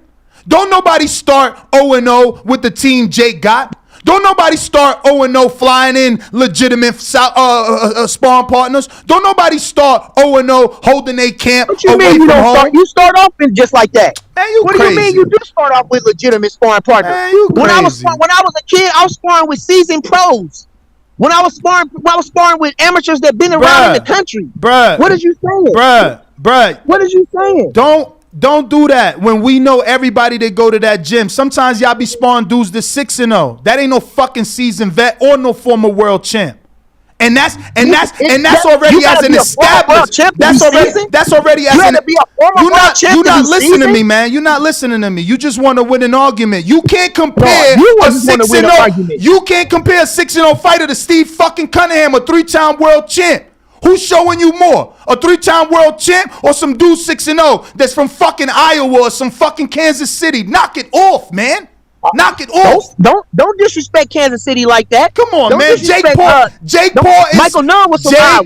Did you know Michael Nunn was listen from to Iowa? me. Listen to me. Did Jake you know Michael Paul Nunn is was from paying Iowa? for legitimate sparring, Did you know man. Michael Nunn was from Iowa? Bro, so All you right, don't pulling even know who Michael one Nunn is. champion from Iowa. Do you know who Michael Nunn is? Yo, you Do you pulling know one who Michael champion. Nunn is? You pulling one champion All from right. Iowa. How many champions come from Philly? How many champions come from Jersey? I How many wouldn't- champions I come from wouldn't New give a- York? I wouldn't Don't give a fucking flying talk to me fuck. about one You fucking trying to champion say out of Iowa a fucking like- 100 Listen, years. Michael Nunn was You from acting Iowa. like Iowa produced fucking fighters. They don't produce fighters. Don't sit here and I lie. don't give a fuck. Don't sit here and It don't lie. matter where you from. That's One what you need to fighter, realize, one you fighter dumb make you motherfucker. produce. You need to realize it don't matter where you from. Why don't You piece it? of shit. Why don't Fuck it? it don't matter because you from Philadelphia, me, you can fight. Yes, it don't fucking matter do. just because you from Yes, it fucking California, do. me, you Yes, can it fucking fight. do. Get the Yes, fuck it outta fucking here. do. Yes, it fucking do. So now it Oh don't my matter. God. So now iron Oh don't my sharpen God. iron in your opinion Man, either, shut huh? up. Iron You don't don't know shit sharpen about iron. no boxing. Man, hang up, man. You don't know You shit about no fucking you boxing. can't win. You can't You win. don't know no shit about no fucking Iron. boxing. So Bernie You the don't know no coach. shit about no Bernie fucking the boxing. coach is You telling the defending a audience. fucking Jake Paul, which he Bernie is the great coach is telling the businessman, audience which that white iron folks don't love to sharpen see iron. That's what and you wanna telling pay us. for 'em, but that That's what motherfucker you can't telling fight. us. That's what That you telling motherfucker us. can't fight. We'll see. And We'll see. Chico, man. We'll see. We'll see. We'll see. We'll So you see. think he gonna be a world champ? Man, get the fuck out of here. He Bruh. probably gonna get past Anderson Silva. Get the fuck out of here. Ray Well, why you don't fight a Steve Cunningham then? Ray Beltran became a world champ. What are you talking about, man? Well, world champ was way colder than Jake Paul ever gonna be. Bruh, he just start following boxing, man. I'm done with this dude. You just start following the sport. Jake Paul ain't never gonna be good as Ray Beltran. Okay. Never. Okay. Get the fuck out of here. Okay. I ain't saying that. So what we saying then? We gonna stay in communication, and when the time come, we gonna bet against each other on Jake, cause he gonna keep dominating. Okay, well then hold on. Well, why didn't we just send him an offer to fight Steven? I mean, who's Bud and Steven? Rick Ross talk. We even DM'd him or some shit like that. He picked Anderson Silva. Why didn't pick Steven? Hey, Bo, if I gotta tell you to hang up on this dude who don't know shit about boxing again, this motherfucker really asking us why he ain't picked Steven Nelson over Anderson Silva. Sit down somewhere, Bernie. Stop it, man. Because of his name? You're not looking right now. I thought he was the sale. I thought Jake Paul was the sale. So wait a minute. You, again, Coach Bernie trying to tell my audience that Jake is going to get more respect in the boxing world from fighting a dude that's been out the ring over a year and is now a director's position at B&B. So he get more credit for fighting an inactive boxer. No. So in your opinion, he get more credit for fighting an inactive boxer who got a day job. Sure, Bernie. Sure. When the last time Anderson Silva fought? Oh, last I checked, I was at his fight in Florida where he fucking slept a legend. Come on, Bernie. Bro, why are we doing this? Bro, y'all literally talking to each other. Did he knock out an MMA guy? He can't hit. I'm asking you. Did he knock out an MMA guy? This is the last question, Bernie. This is the last question. No. Did he knock out an MMA guy who was old too? I'm going to answer your question, and I want you to answer mine. Did he knock out an MMA guy who was old too? I am going to answer your question, but you must. Nelson stays in the gym. You must answer mine. Answer mine. I'm going to answer yours. You answer mine. All right, Bernie. Exactly. He don't want What it. has Silva won in boxing? No. All right. What has Silva won What in has boxing? Silva won in boxing? Steven Nelson is an NABO champion. I'm going to offered the answer world his. championship He got to twice. answer mine. Steven Nelson was offered the world championship twice. And why ain't take it? Why ain't take it? Why ain't take it? Why ain't take it? If he was offered 2 title shots, why y'all ain't take it? Because I'm gonna tell you like this. Let him answer. Let him answer. One at a time, fellas. Bernie. You've been offered 2 title shots. Oh, God. You've been offered 2 title shots, but you out here banging for a fucking fight with a YouTuber, huh? So who the real boxer? The real boxer want to fight a fucking YouTuber. You say bitch ass shit like that. Oh, that's bitch ass shit for telling you the truth. I'm telling you the truth. I'm telling you the truth. I'm telling you the truth. I'm the pussy for telling you the truth. I'm the pussy for telling you the truth. So listen, this is what I'm trying to tell you. I love both of y'all. You know what I'm saying? Y'all both. I'm a pussy now because I'm telling you the truth. Nah, chill out, Bernie. I'm a pussy for telling you the truth. You want a real fight? Fight a motherfucker who fights pro. Stick to the script. Stick to the script. Stick to the script. Division amateur champion. Stick to the script. I'm a pussy because I'm telling the truth. I'm a pussy because I'm not fucking lying. I'm a pussy because I'm not lying. And he want to fight him. Hey, guess what else? 30-something Guess what else? Guess what else, Bernie? And this gonna fucking make you burn soul. No. So burn. This gonna make It's your over. soul burn. It's over. This gonna make your soul burn. Thank you, fucking Bernie. Anderson Silva got a better win on his resume than fucking Steven Nelson. He beat Julio Cesar Chavez, who was a former world champ. Nelson ain't never did that.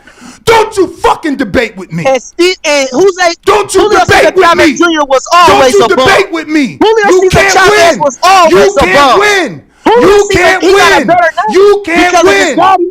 If Julio Cesar Chavez didn't have his daddy's name, that motherfucker wouldn't have been heard of. Hey, yo. Now tell me that. All if you his do name was is if his complain. name was Juan Perez, you wouldn't give a fuck about it. Now tell me that. He was You a world motherfucker. champ. Tell me that. But Tell me you that, respect motherfucker. And he won a Ray bacon title. Beltran. And he won a But you bacon respect title. Ray Who beat for Beltran. that title, But you piece respect of Ray shit? Beltran. But you respect Ray Beltran. Who beat for the title, you piece of shit? Who became a world champ? For that title? Who the fuck Nobody, Ray Beltran beat for the champ? Who the fuck Ray Beltran beat for the title? Huh? Hold on. Huh? I'll tell you who. No, I'm gonna tell you go. who. Let him have it. I'm gonna make your soul burn again. All three fighters fought for vacant titles: Julio Cesar Chavez, Ray Beltran, and Terence Crawford. I got the shit to make your soul burn slow. Okay. You can't make my soul burn, you bum. Yeah, Listen, alright. okay, bro. Yeah, Crawford did alright. fight for one vacant title. Look, why He you did on fight for board? one Why vacant you on title. board? I So? thought we was talking about Jake. Why you on board? I thought we was talking about Jake. All I did So? was spit facts. So All I you did fought was for the spit vacant facts. title. So Facts. Facts. you talking about who Beltran beat? No, Beltran I'm talking about who beat- you know who Chavez beat that beat. guy? I'm talking That about guy who was Chavez already beat. a world I'm talking about who champion. Chavez That beat. African I'm guy talking about who was a world Chavez champion. beat. That guy was a I'm world saying champion. Chavez. Don't I'm get the- saying Chavez Alright. became a champ. I'm Alright, saying Chavez alright. became a champ. Just Bernie, like Beltran I can't became wait a to have champ. you back, Bernie. It was very entertaining. The You the still ain't chat said going that. crazy. You still ain't said that. You know what I'm saying? We got Beltran beat 857 the guy he watching beat right that now. been a world champion already. Thank you, Who brother. Beltran beat? Now he Who beat Beltran the beat? world Who champion Beltran already. beat? Thank you, Since you Bernie. wanna Who Thank say you. Beltran Beltran beat? Who Beltran beat? Who he beat for that belt? A vacant title? Who Chavez beat for a belt? A vacant title? So now all of a sudden it don't matter. Now vacant title ain't good. But Crawford won one. Let's be fair, bro. Let's be fair. I'ma defend Jake to the end. Cause there's a lot of fucking haters out here. There's a lot of haters out here. My man tried to compare a sparring partner from Kansas City to Steve fucking Kinahan. You can't compare that. Steve getting paid top dollar for being a 3-time world champ. You can talk all that crazy shit if you want, but ain't nobody coming out here. Look, we got silver medalists that don't bring in world champions for sparring, bruh. Knock it the fuck off, man. I'm going to tell the truth. I'm going to tell the truth. So where was the vacant title? Who he fought for the vacant title? Oh, was it? No, don't tell me that. Don't tell me they gave him the belt versus Moses Paulus. Man, I should end the show. Nah, I should end the show. We opening So blog you talk telling back me? up. So you telling me that Ray Beltran won his belt over Moses Paulus, WBO World Light Vacant Super? Man, this is damn shit. Let me screenshot. Anybody else want some of that next smoke? Cause he cooking today. Shout out Bernie, my guy. Anybody else want some? Number is 1-425-569-5241. Press 1 time. And that's the thing. People get biased. You see that? People get biased. You tell me your favorite fighter's Navarrete, I show you he ain't done a motherfucking thing. It don't matter. But when it was Jake, he fighting nobodies. When I show you Tank ain't fighting nobody in his first 5 fights, it don't matter. But when it's Jake, he ain't fighting nobody. Meanwhile, somebody explained to me the logic behind the pressure of an 0-0 fighter on an undercard with nobody there, because don't nobody care, versus the main event on pay-per-view like Jake. Like, again, the hatred is there because they ain't never done what he done. So they mad. They ain't never done what he done, so they mad. You feel me? I got breaking Tank- news, Ness. Tank, Earl, they the only ones in the league of their own. They the only ones that went on pay-per-view and never came off. Even Floyd went on pay-per-view and came off. Even Canelo went on pay-per-view and came off. Tank, Earl, pay-per-view trail. Jake started with pay-per-view. Started. First pay-per-view he ever did straight to YouTube. I don't need nobody. 1.5 million. $10 a pop. Pop, pop, pop. But they gonna hate on Jake. But I'm gonna be right here to tell you all the truths about Jake. And when he lose, he lost. When he lose, he lost. But we ain't gonna discredit him and say he less than when he doing more than. He definitely doing more than. We got a counterpunch from CYP.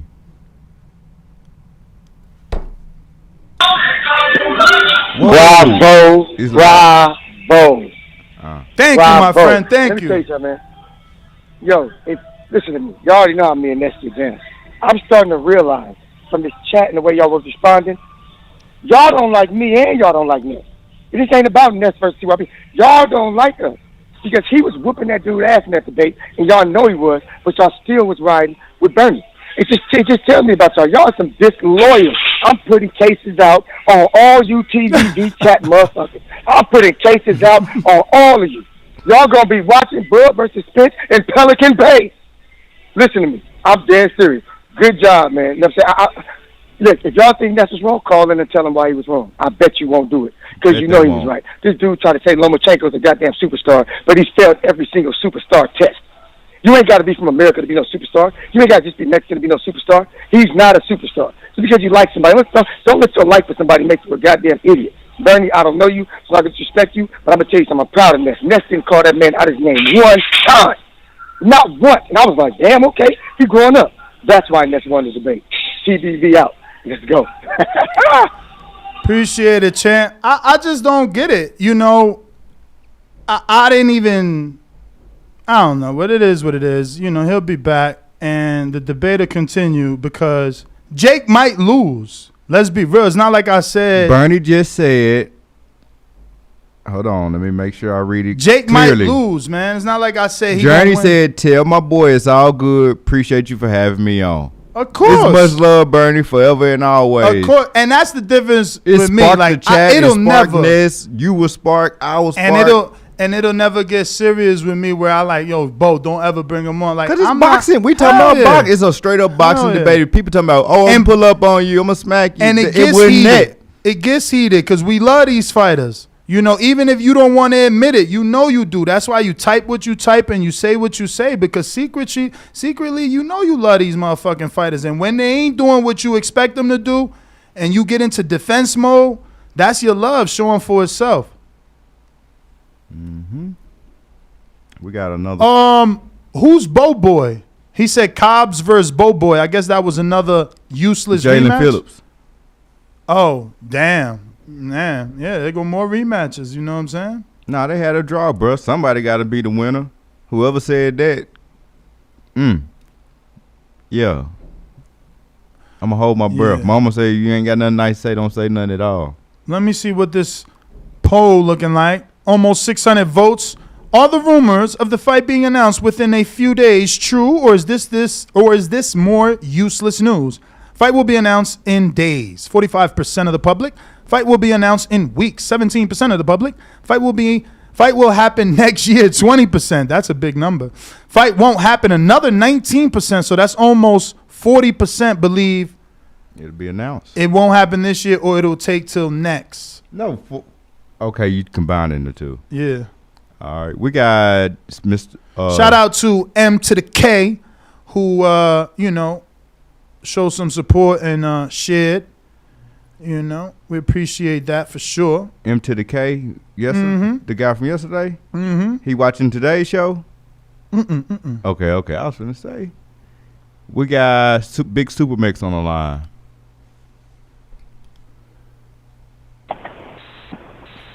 Yo, good morning, Nash. Good morning, Bo. Hey, Bo, great job trying to get your Kenny Bayless on. Great effort. You know, you try to keep these guys, fighting clean. We appreciate you for that. But I actually this is what I love about TBV, and I miss this with Ness and whoever he's debating with. Even if it's myself, can go off the rails, and it's entertaining as fuck. I almost had to pull over and laugh. Great show so far. The only thing I thought was ironic from Bernie is two things. One, for being from Team Crawford, was talking about you got to have a personality to be a superstar because Bud Crawford is and doing publicity, which is a knock on Bud Crawford. His personality really ain't all that. He don't do a lot of media, so that was ironic. And then here's my little dig. Being a Spence fan, he said, knockouts are what helps sell pay-per-views. Bud on like a 27,000 fight knockout streak. and can't sell but 120 pay-per-views. You know what I'm saying? That was harsh, He got a long knockout streak and can't sell 125.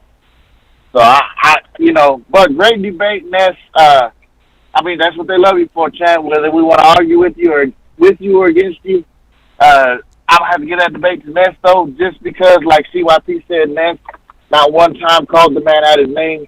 And usually when you can get somebody to do that, that means the debate is over. So shout out to you guys, though. Great show, Bo. Hey, great refereeing job, Bo Bayless, everybody. Bo Bayless. Hey, bro, they had me. Bayless. Remember when Wilder knocked out Stavern in the second fight, and the referee tried to break it up, and Wilder carried him halfway across the ring? That's what I felt like just then. I thought Ness was gonna come over here. I don't want to disrespect Bernie. Like, bruh, I'm gonna have to let y'all just duke it out next time. I'm bow tied. All right. Next we got C-Dub. C-Dub, Atlanta. Yo, TVV, what's good? What up? Yo, smash that like. Smash that like button. It's free. Shout out TBV team. Man, you won because you were spitting facts. I mean, that's good to be a gentleman and all of that. You kept it gentlemanly. It's real. You kept your composure. You always get commended on that. But it's just the facts, man. People just can't admit it. The hardcores of boxing, man, it's like that dog died or something, man, when you tell them that Jake is a boxer. He a boxer. He may not be a good boxer. He may not be a great boxer, but he's a boxer at this point. Okay, this is when they really kill themselves. Like, when does a boxer not become a boxer? Silva beat Chavez Jr. You don't get credit for beating a world champion that was a boxer? He got a world champion as a boxer. When do he not become a boxer again? Like, come on, man. So then I think Silva got 6 fights, man. Right. And then Silva beat Chavez Jr. And you still don't want to give him credit for beating, and he about to fight Silva. It gets ridiculous, man. It's almost like saying, He has actually 4 pro fights, 3 wins, 2 knockouts, 1 loss by knockout.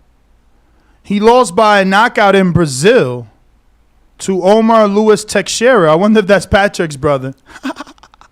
Damn, Teixeira is a journeyman with 30 wins. Well, wow, he had power, though. 30 wins, 24 by knockout, 22 losses, 17 KOs. His nickname was The Animal.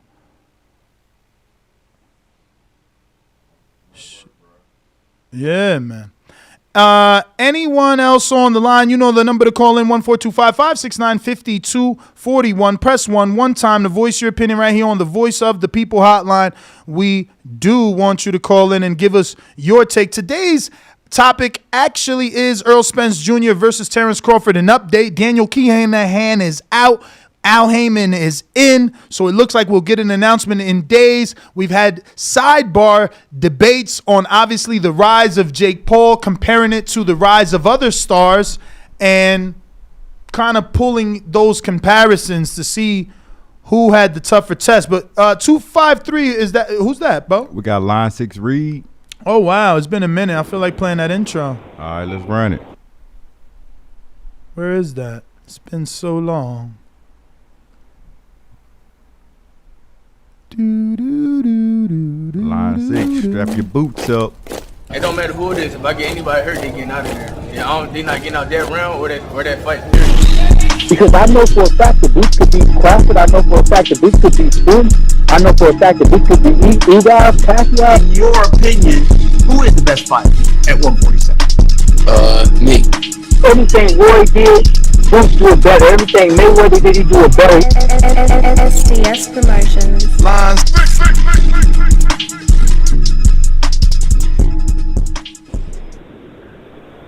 Hey, what's going on, TVZ? What up?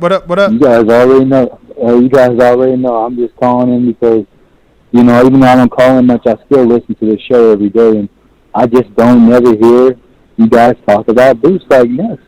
What's wrong with you, man? Seriously. You go to Las Vegas, you live in a high life, and you forgetting about Boots. What's wrong with you, man? Bro, I've been trying to fly Boots and his father out from day one, and we went to the gym. Right. And then we was supposed to go to his gym Friday the 22nd of this week. No, tomorrow's Friday. So we were supposed to go there Friday morning before the fight or Saturday, but they got to fight. And his father and Breadman train, co-train a fighter together, so they got to fight in PA. So, yeah, but we all over that, man, and we've been visiting. Check the YouTube channel. All right, well. Boots ain't doing nothing Hey, anyway. no, for sure. You ain't even got nothing to talk come on, about. hey, Break stop some that news. Stop that crap, man. Nobody want to see it, man. But on the Crawford and Spence thing, I personally feel like it's like 2, maybe 3 years too late. I still feel like Crawford's going to win. I just don't think it's going to have the same fireworks. And also, I think everybody's forgetting Friday, that man Shakur is getting in there with Concierge. And I thought Concierge beat Valadez, I think his name was. The guy Shakur just beat. I thought he won that fight. So I think that's going to be a good little match for Shakur. But I see him winning by unanimous decision. So, hey, good to hear from you guys. That's my call. And, hey, keep boosting you guys' stars because he's taking over. I'm out. I hear you. I got SDX Randy's. It says, I didn't get my spin and people get hurt and a lady was pregnant. What he's talking about? He's talking about the accident with the boxer. The car accident, the hit and run. He said somebody did get hurt in the accident and a lady was pregnant. Oof. So maybe that's a bit naughty. No, and but that's settlement money. Right. That's settlement money. That ain't got nothing to do with the legal case. The legal case, yeah, they factor in bodily injury and how much it costs when did someone have to go did the ambulance get called? Did the ambulance take the victim to the hospital? All that's factored in. But the degree of the charge is still what the degree of the charge is. You know what I mean? We got a lot of calls too, so we got to keep rolling. Let me get some of these super chats. All right. Monroe, we missed this. He said, can you ask Bernie, how is disrespecting the A side smart during negotiations while representing Bud? I didn't hear him disrespect Earl. Kentrell in Phoenix says $2 super chat. He says, actually, we got to spin for Monroe. Mine's bad. I see all of y'all on the line, we getting so to y'all. just We getting give us to a y'all. second. We got to take a super chat in the mission. IBO shirt. IBO shirt. Write that down, bro. In the notes, my friend. We got 700 watching. Man, if you haven't hit that thumbs up, go ahead and do so. It's going to help with the visibility of the show. Plus, it'll get you more callers from around the world. We got a $2 super chat. Who was there with the last one? Because Monroe. I'm doing too Monroe. much stuff over here. Monroe. Kentrell in Phoenix says GGG versus Canelo 3, worst rematch ever. That goes to Bernie. We got a $2 super chat from Who Dat Nation says Mr. Push the Narrative Ness. Yes, sir. The Axiom $2 super chat says Bo, throw in a damn towel. Ness had enough. Laughing out loud emoji. $5 super chat. Hustle Home says cook, Ness. Cook. That's right. That's why you get a $5 super chat. Spin wheel. Why? Because anytime you do a $5 super chat or more on Boxing Voice, we put you in a raffle in one of these many prizes to allow you to win something for spending your money with us, man. We appreciate you, wanting to engage and sending a super chat. Almost. You almost got the money made. Almost. But it's a Nevada Boxing Hall of Fame shirt. That is a $5, right? We changed that, Bo. Check that list for me. I'm pretty sure we changed it. And once you confirm, you can add him to the list. His name is Hustlers. LAS. Hustlers Home. We got T Sizzle $5 super chat. He says, ha, love the energy Bernie brings. Morning TBV. So we'll do this super chat and get to some of the callers so nobody gets frustrated. We're going to spin this wheel for T Sizzle. We'll get back to the rest of the super chats. We got a caller. Who's up first, Bo, so they know to get their mic ready. Counterpunch from the 678. 678. That sounds like Contrell. Hello? Yo, C-Dub. Oh, C-Dub. Title bag. I got that, Bo. What up, C-Dub? It's all good, man. I got to be a little faster, man. That's all, man. Seems like I got a little tight on the timer there. But, yeah, man, I had to chime in on that Bud, the defense, the poll. It's not happening, man. I mean, it just seems like it's not happening. COVID, maybe the promotion time frame is different, 6 weeks, 5 weeks.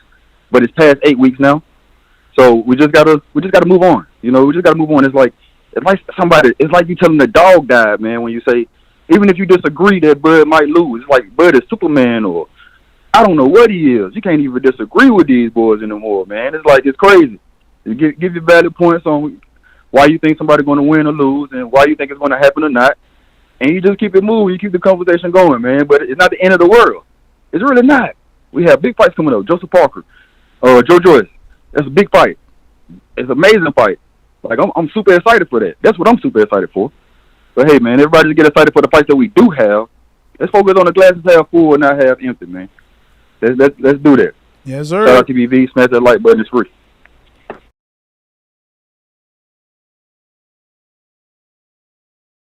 We got a $5 super chat from Larry Smooth, and Larry Smooth says, shout out to Ness. You held it down, champ. I think the only thing people got a problem with is Jake not fighting a boxer yet. We'll see against Silva. So it looks like Larry Smooth considers Silva a real boxer, as do I after the win over Julio Cesar Chavez Jr. Bo, who's next on the phone lines? We got Majid, Ohio, 973. What up? Yes, sir. Yeah, shout out to 973 in advance for that dub Friday night. Everybody need to like the video, subscribe to the channel, join YouTube members and Patreon for everything. Fuck something. Shit, man, good shit on that debate, man. I was sitting there looking at the numbers just go up and up. So I hope all these people that enjoyed that shit press that like button. If you didn't press that shit now, I don't really got nothing to say, no opinions on none of this shit. But I would just say shout out to that dude that just called out of nowhere that ain't been calling. You know, with his little lot lizard story. Sorry, dog. You know what I'm saying? We're worried about boots when we hear something. That's all I got, man. He said lot lizard story. Wow. Yeah, they know what I'm talking about, you know. But, yeah, sorry, I had to. No shots fired. Yeah, it is, but that's all I got, man. All right. Wow. We got Al from the Bay. Al from the Bay, what up? Yo, what's up? What's good? I came on a little late. I don't know what's the update with Errol Spence and Bud. I heard something about Bud fake signed the contract or something. I'm not sure about See that. what I'm saying? Maybe Keep check that out. random stuff on, like, oh, he fake signed the contract. How can you fake sign? Like, what? And why does that come out? Yeah. I don't know. It's all over YouTube. It and may all be over the valid. internet. It's like it don't make sense. Like how you fake sign a contract. I never even heard that, man. What channels you That's be? what I'm saying. That's the ear Actually, to the street don't stuff tell I'm me. talking Don't about, tell bro. me, man. I don't want to know where you heard that. I'm good. Okay. With that whole Jake Paul thing is, to me, to be a boxer, you gotta have a specific weight class. It don't seem like he has a specific weight What class. do you mean? All his fights have been cruiserweight, man. Chill, champ. Y'all gotta do research. Oh. Okay. But yeah. But that's just to me. And when are y'all gonna do like the raffle? I see y'all do the spins, but I don't really see y'all. Which raffle? I know y'all. We've been giving them out. Certain items are daily. Like if you land on our FTWR brand shirt, we give those out daily. We got a couple that are daily. Some are weekly. Some are bi-weekly. But yeah. Who next? Which ones are daily? The shirt. If you don't mind me asking. The shirt. A couple of the shirts, the IBO. I mean, no. Yeah, the IBO shirt we're doing. The FTWR brand Boxing Voice shirt we're doing daily. We just dropped the Nevada Boxing Hall of Fame, I think 48 hours ago, down to 5. It's not daily, but we dropped it down to 5, so you get those legendaries. I also want to do 2 title bags, man, because we got a lot of stuff that we got to give out. It is giving more work to Bo. But let me get to some other callers, and I want to screen share this, Bo. Here's Jake Paul on his latest bag work. And again, you know, one of the callers said it the best. When do you finally become a boxer? Looks like he's delivering a decent right hand here. Looks like he's putting in the work. And this is what Nestor values, right? I value a rich man going through it. He's not doing what the other rich man that was in studio, Izzy Fake Drake, is doing, right? Izzy Fake Drake clearly looks like he's not training. Izzy Fake Drake is taking it clearly as a joke. Jake is not. So you don't think he's good. Cool. I'm sure you didn't think any of the opponents of any of your favorite or legendary fighters' first 5 opponents were good. His first 5 opponents are way bigger than any other first 5 opponents. Like Anderson Silva, like that's huge, bro. This will be Jake's 7th fight, and he will have Anderson Silva on his resume at his 7th fight. Like that's pretty decent. Let's be real. You know, Canelo Alvarez is the only one that can talk like that. I think his 3rd fight was Miguel Puppet Vasquez that went on to be a world champion. There's not a lot of people can say that in their first 5 fights, they fought a guy that went on to be a current world champion. Well, now he's a former, but, you know, that went on to be a champion. But, yeah, the number to call in and voice your opinion, debate. Tell me I don't know what I'm talking about. Doesn't matter to me. 1-425-569-5241. If you haven't already hit that thumbs up button, go ahead and hit that thumbs up. Why? Because we give you the best debates here. Not only do we debate with callers, we debate with the freaking guests too. Don't matter. You know, you got to bring the fire. You're going to be left behind. We got Mr. Special Feature, my guy. Louisiana, what up? Hey, good morning, fellas. Very entertaining show. We can't debate that Jake Paul is taking it seriously, but I think he's always going to catch flack until he fights a boxer, because I think a lot of people think when he finally does fight a boxer, he's going to lose. And I hope that Crawford I hope they did sign the contract, and despite it is official and it's announced, because I know, you know, there's going to be a lot of people interested, and I know, you know, you're going to try to do some stuff for the TBV community so we can all get together and enjoy that weekend together. Hell yeah, man. That's my call. We need an announcement so we could get something done. Hey, breaking news, Bo. What? Let me see. Where's my old breaking news? I had a breaking news for you earlier. What? The chat said you can't go to Kansas City no more. Somebody in the chat said you ain't welcome. Oh, no fly zone? No fly zone. Who gives a fuck? Fuck is in Kansas. We're going to add that to the list of places we can go. Fuck is in Kansas, man. Got quite a few places on the list. Hey, yo, wasn't Alice ain't even in Kansas no more. Tell the truth. Alice. Oh, what? Alice in Wonderland, remember? I thought that's who you was talking about, but I ain't watched none of that. I mean, is she from Kansas? She from Kansas. Tapping her whack-ass shoes. Yo, I was going to do something, and then that threw me off. You was finna break some news. But you was I was finna break some news. But I can't find my breaking news soundbite. Let me see. Where you at? Where you at? Where you at? Where you at? Where you at? All right, whatevers. No breaking news soundbite in sight. Yep. All right, well, breaking news. There was an intense, drawn out bidding war.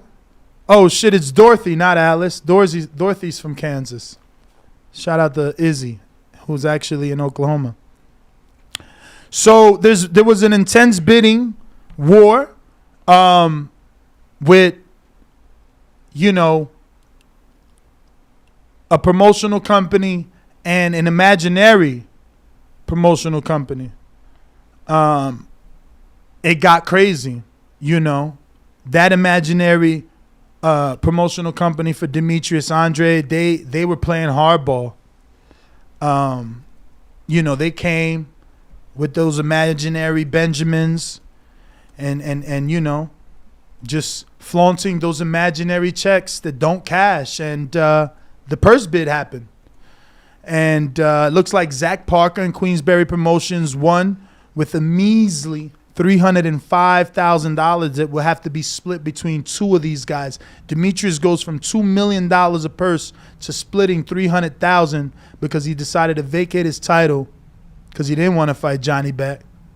Because he's doing what he says people doing to him. The pot, calling the kettle black, So he didn't give a dude, an up and coming contender number 1 mandatory a shot. He vacated to go fight some other dude, and he got no promoter, nobody rocking with him, so nobody on his side bid. Only his delusional fans imaginarily bid. So Frank Warren won that shit with 305,000.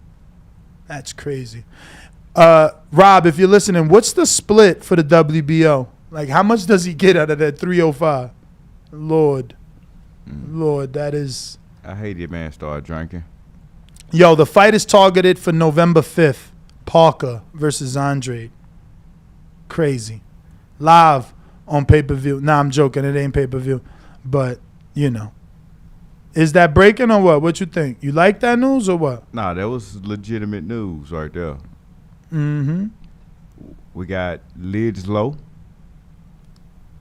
Dan, they still on the Doty shit? TBV, what happening, man? What up? What up? Man, everything kosher, man. Everything kosher. I'm going to keep it short and sweet. That Bud and Spence shit, man, they need to move that shit to February. I've been hollering that for a while now. I ain't digging how they you know, all that jaw jacking and bullshit, man. 58 days ain't enough? Let more. It ain't that it ain't enough. I don't think it's enough for the fans, to be honest. You understand? Like, I don't think it is. Like, for the fight to be put on, yeah, but for the fans, I don't think it's enough time. I like to move that shit to February. That's just me personally. Now, with the Jake Paul, it's to each his own. Ain't nothing to get in your feelings about to anybody. Hey, man, the man get in the ring and swing. That's all we ask for. He do it. Has he fought a boxer yet? No. Will he fight a boxer? Hopefully. Will he beat Anderson Silva? I don't know. I don't think so. I'm be honest. I'm kind of going against him against this one. But shout out to Jake for doing the goddamn thing, man. I ain't tripping. It whatever clever, man.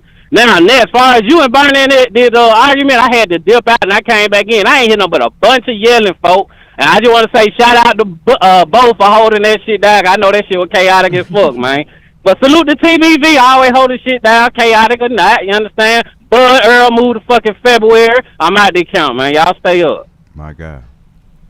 All right. We got Ain't No Show Without Info Joe. Info Joe is a beast. Come on. Info Joe is a beast. Checkbox red. Undefeated punchlines, better place your bet.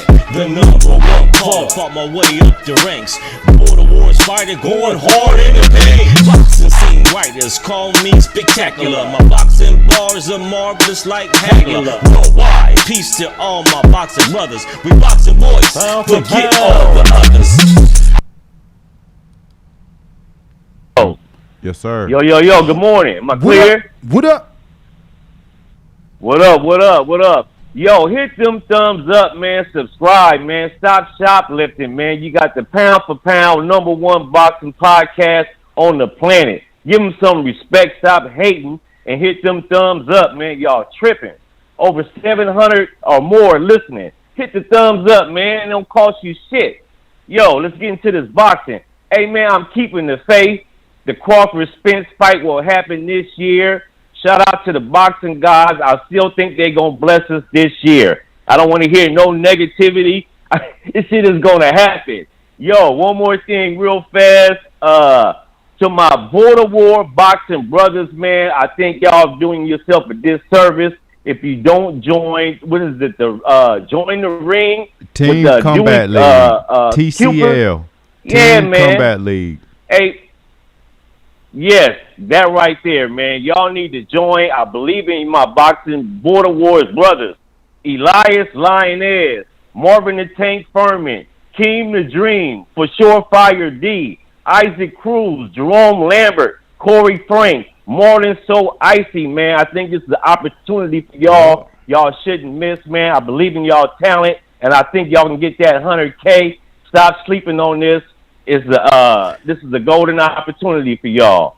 That's all I got, my brothers. Keep up the great entertainment, Ness and Bo. You holding it down. Shout out to the whole TBB community. That's all I got, my brothers. Have a blessed, no stress day. Peace.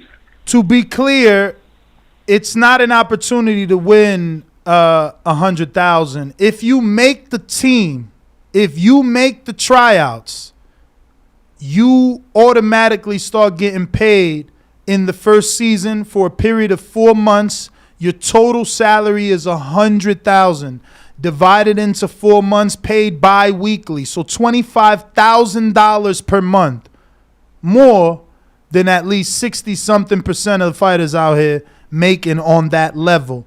You know, fighters that are like 1-0 to 10-0, they're not making $100K in 4 months. You got to be a silver medalist, signed to a major to be making that, and that's gonna take you a couple fights. I ain't trying to hear none of that.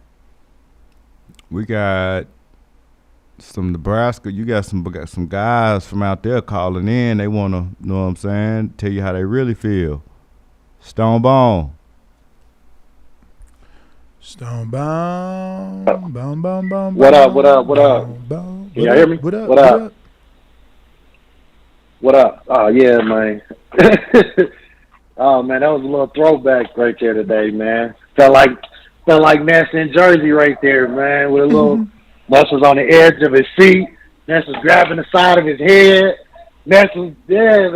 That was that throwback, man. That was entertainment, man. And trust me, man. Me and him can argue about who got the better fried chicken or who got the better barbecue in our house. So he's an antagonist. He's a guy that just loves boxing so much that and me and him always been, not a long time, but we disagree on Devin. I think Devin is the good.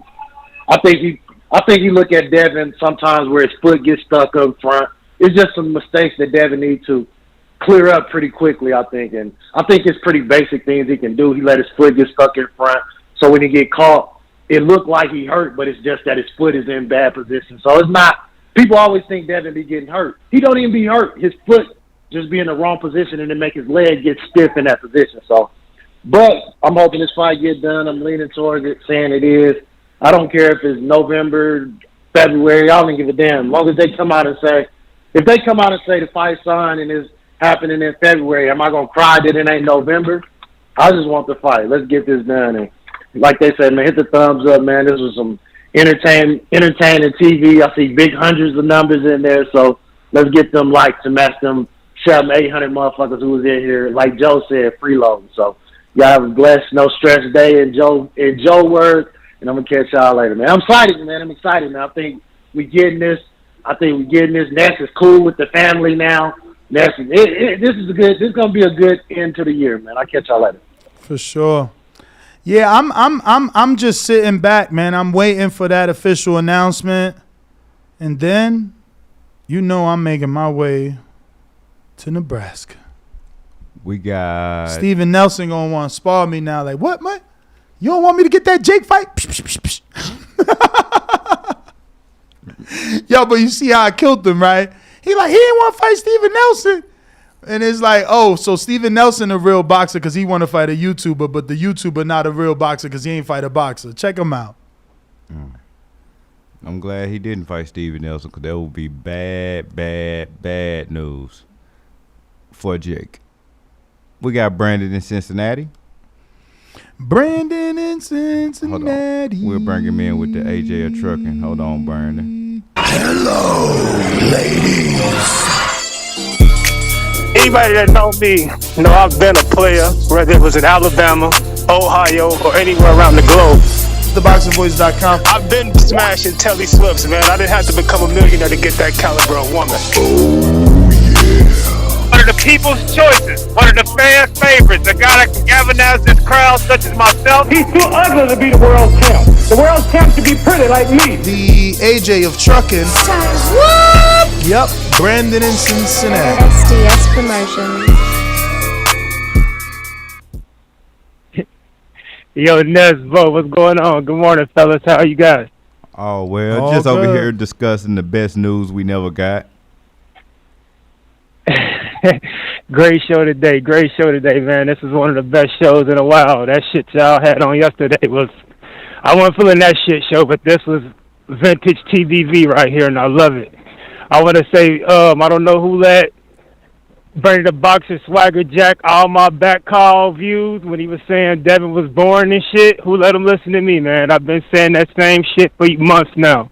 And this nigga came right on here and said the same shit I've been saying. Devin is a snooze fest. I love the drip. Shout out to gallery department. But the nigga is boring to watch. Cambosis 2, I'm giving that shit 4 rounds. If that shit ain't entertaining by round 4, I'm in these streets. As far as Bud and Errol, you know I'm excited. I'm already booked up, ready to go. Flight and hotel booked. The second day they announced that shit, I was booked up. I don't play no games when it comes to Bud and Errol, so I'm hoping it's November 19th. But what I really called in for, which proves that I'm the Oracle, when you just exposed that news of that Boo-Boo Andre and Joseph Parker purse bid win. Because I told them niggas back there, Zach Parker, that purse bid was going to be worn with $250K bid. Ain't nobody about to pay no millions of dollars for no fucking Boo-Boo fight. And my big brother Stone Bone said, oh, nah, he going to get at least $1 million. He going to make at least $1 million. I said, man, ain't nobody bidding no $1 million on that nigga. That purse bid going to be won with $250K. And it sounds like he won. The purse bid was won by $50,000 more at a meager $300,000. So I'm just dying. They better stop playing with me, man. I be trying to tell these niggas, man, I'm the Oracle back here and around these parts. So, Boo-Boo, man, my advice to you is, man, open up a sandwich shop, you know, lobster rolls, clam chowder. Your boxing career is done, brother. Nobody's paying you top dollar, so just hang it up, my man. Nobody cares to see you. People been coming about you as being ducked all these years.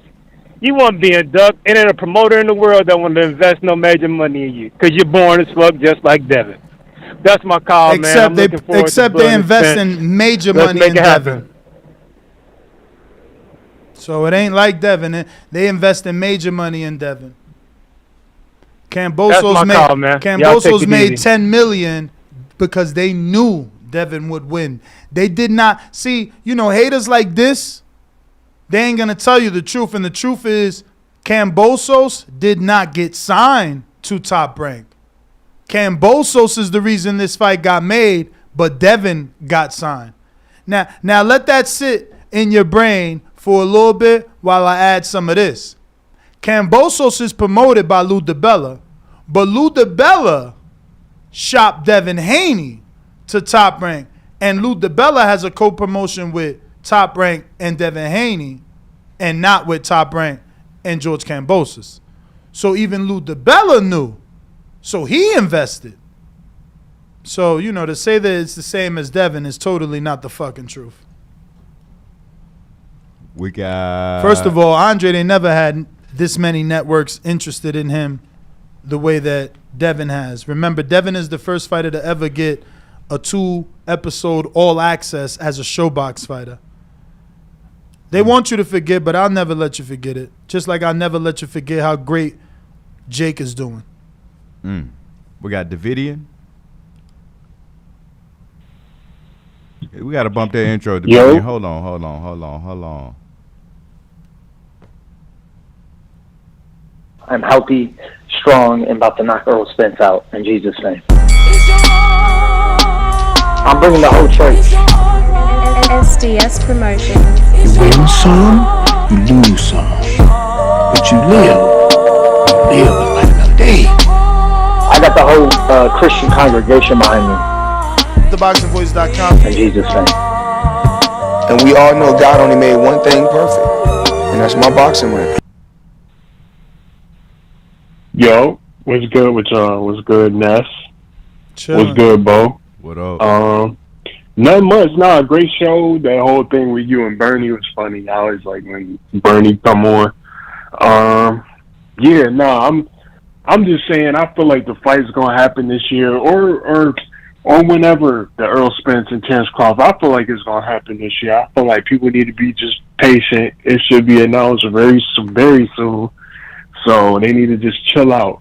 And one of the callers saying that Devin is boring, I think is kind of crazy. He's still one of the best in boxing today. He's making money, so it's like, I don't know.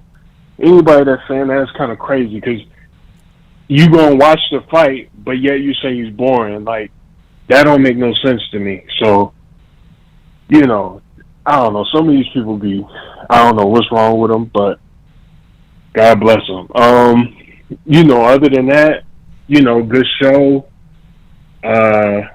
Yeah. God bless y'all. All right. Fight gonna happen. God bless you. I don't believe the fight gonna happen, but God bless you. Who next? 1425-569-5241. Press 1. One time. Voice your opinion right here. Voice of the People hotline. Remember, we're trying to reach that goal of 156,000. Obviously, we cannot get there without your assistance. Right now, we're on 155,889. So we need about 111 more subscribers to get us to our next goal of 156,000. Remember, the numbers is power. Power is respect. Respect gets you the big fucking interviews. Like right now, I'm being totally ignored by someone, right? And, life is full circle, right? Just like the world, the globe, it spins, life comes around, right? So it's like, bro, I was interviewing you and you was nobody. Then I interviewed you when you was losing. Then I interviewed you when you got retired. Now you in a position and you just reading my messages. That right there bothers me. Because you're not nobody. It's only your position. It's only the situation that you've put yourself in. Meanwhile, you want to act more than. Like, why not feel blessed and lucky to be in the position you're in and reciprocate that? Amen. But instead, you looking at me as if we ain't even had a relationship, as if I wasn't the only one putting the mic and camera in your fucking face when you was getting knocked around silly. But I'm going to make sure you remember, believe that, because look, I work harder than half of y'all. Maybe 75% of y'all.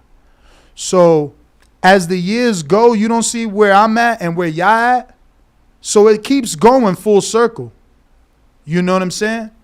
I'm going to work hard where you have to sit here. There's already been people that said they wouldn't sit here. They're sitting here. So stay on my good side, man. Don't be stupid. We got Jay Hardcore. Yo, what's up there, family? What up? It's all good, man. It's all good. Hey, man, I definitely know that fight is definitely going to happen, man. I think we probably hear the announcement probably within the next couple of days, man, and I can't wait for that particular fight, man. I'm definitely going to fly out and come out and see that particular fight because I know that this is definitely going to be one that's worth seeing, worth paying for, and everything. So I can't wait. I've seen a lot of fights in my years. I'm 54 years old now, so I've seen some fights. And this one right here, I feel though that these cats are still at the back end of their prime, and I think they're gonna give us a hell of a show. And I can't wait, man. I seriously, this is one fight I definitely want to see. And I can't wait to come out there. I can't wait to see all the people that I've met in this boxing game, man. And, we all, just chill out, man, and hang out and enjoy all the festivities that's going to happen that weekend. And, man, Jay, and see it sounds like you hoping, itself. Jay, it sounds like you hoping real big. You can continue, though. Oh, continue. No, continue, It's because it gonna sounded good. I love hearing what you say. It sounds so beautiful. It sounds like what they tell you in church about the pearly gates and the gold fences and the milky water and all chocolate hanging from the ceiling. That's what it sounds like to me, And I ain't knocking church up, Bud and Spence, but I'm just saying that's what it sounds like over here. They familiar. The synonym. What is synonyms? Yeah, I definitely want to see that happen, man, because, fights like this don't happen often. So, we got to send all the positive vibes we can that way for it to actually make it happen through the universe, man. And I think we at the 5-yard line right now, and we just got to push it in, man, at this point. What y'all fellas think? You too quiet for me, Ness. Talk to me. Man, Ness catching his breath, bro. He had a long shift today. But just know the shift with Ness start when he wake up, because what y'all see on the show is the same thing, like behind the scenes, cuz like that from the second you see him to the second you don't see him. So he be having long days, but he be grinding, so it keep paying off and working. Oh, yeah, I know. I remember back in the days when I was in the pre-quo and all that, man, and we were putting stuff together and everything. So I know it don't just start when the show come on. I know it starts hours and hours before that, you know, and then there's research and everything just to prepare. Yeah. So, yeah, I know how it is, man. You know, but I just don't want him to take things personal, man, because no matter what, things going to work out the way God wants them to work out. You know what I mean? Sometimes God weed people out of your life, and sometimes he put people in your life, and they all for a season. And once we understand they just for a season, we're able to deal with stuff a little bit easier. For sure. For sure. But listen there, man. That's all I got for y'all fellas, man. People, definitely like, subscribe, and share the show, man. We done seen where it done came from. We see where it's at. And I know that this ain't the end. I think it's going to go way further than where it is right now, man. So lock in and just ride this wave at this particular point, man. I know I don't get on the show a lot, but I'm always watching, always, man. I'm always behind this show. I always share. I tell people about it. I love the show, man. At one time, I didn't even know stuff like this existed. You know what I mean? Right. Until I found out about the Boxing Boys. So, you know, I'm definitely happy for all y'all success, man, and keep it moving. All right. Appreciate you. Damn, Mikey Garcia out here living his best life. Retirement looking good on him. Look at this. What, he bought another whip? A yacht. That shit long. That shit big. But, yo, where he at? Did he need a hoodie? It's cold as hell, bro. Bro, it's September, like almost October. You better come out here. Right. You better come out here and get out that motherfucking cold. But yeah, he out here living his best life. Look at yacht. That's a speedboat. You crazy as hell. You don't see how long that is? Look at that. You tripping. Right. I ain't seen it yet. I'm looking. All I seen was what a bro. That shit like definitely a 75, 80 foot, if not 100 and something. Look, he got a boat in the back. Scrolling on Adrian Broner and stuff, bro. I can't even see it. He got a boat in the back. Now I wanted to show this. Adrian Broner said, I don't have now, and I damn sure don't have next. But just know, once the world see me again, y'all will put me back in the top spot. Hashtag one day at a time. Hashtag work or die AB. Shout out to AB, man. He's staying focused. He's staying focused after pulling out. You know, there's been heavy rumors that he continued to train, and it looks that way. I'm done with that dude. I like him as a fighter. And I like his swag and things. I support him if I could. Look at Eddie. Look at Eddie butthurt. But he takes shots that the numbers that are reported are fake and everything, but he's butthurt. Eddie Hearn responds to Jake Paul accusing Matchroom of paying judges Glenn Fieldman. What he said, allegations of corruption, was unacceptable, and it will be dealt with. I take it extremely personally because it's questioning our integrity. I won't have it. So what he gonna do? Hit him with a defamation? He gonna take him to the courtroom after Jake said, "Give me any of your cruiserweights and I bodied him." He said, "Give me a Matchroom cruiserweight and I body him." You don't want to settle it in the ring and make money with Jake. You want to sue Jake. I'm telling you, the hate on Jake is unreal. The quicker y'all realize it and we get behind him, the quicker we gonna make shit better. He don't need none of these rinky-dink fucking promotions. He doing this shit on his own. Wait till after this fight. You know what I'm saying? That's my don't. But why? Because you don't want to crash and burn. They're gonna crash and burn if he get beat. No, Bo. He could get beat. He could still be a promoter. He a better promoter. All right, so from promoter, okay, yeah. He a better promoter. It's 4 majors. He a better promoter than 3. For sure. Who you said? So he better than Golden Boy. He better than 3. He better than 3 by far. He better than 3. Now, they going to argue and say what big fights he made. Obviously, he just busts on the scene. But if you want to ask for big fights, he made the first female undisputed fight.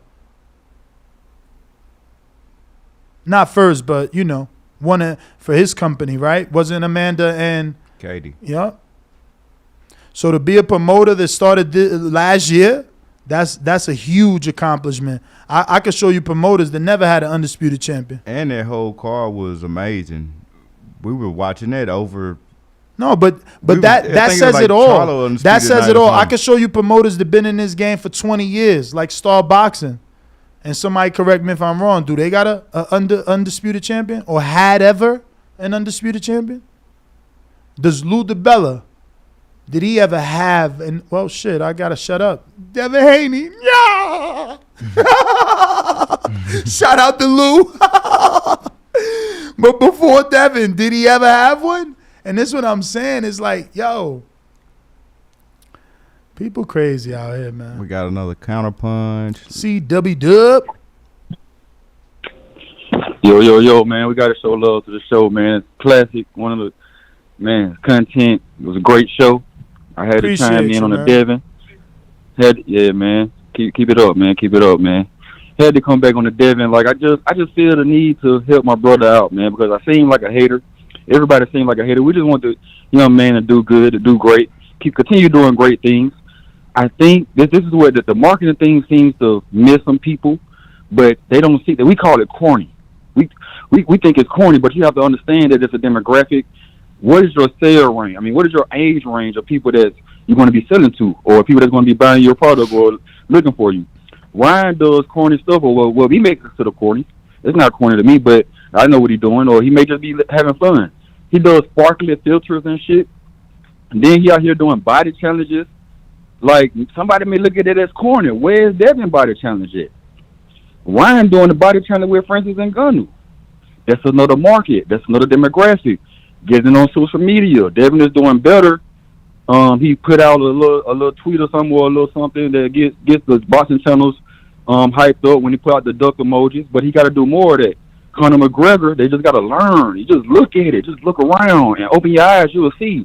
Conor McGregor put out a post every time a big fight happens and include himself in the conversation.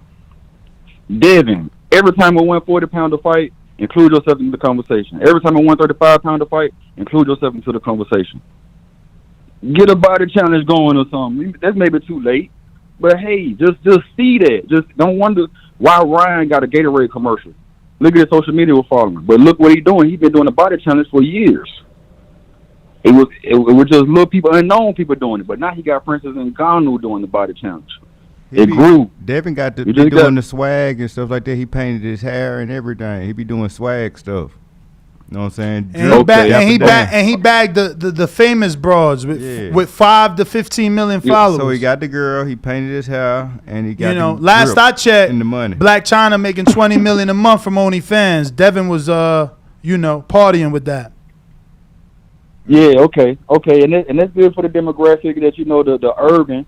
We know that we got him. We got him. We need him to get into more demographics, man. Just do more. He 23, man. He 23. He 23. Go ahead and do a research. Do a counterpunch. Let me know when Floyd got into WWE. Hold on.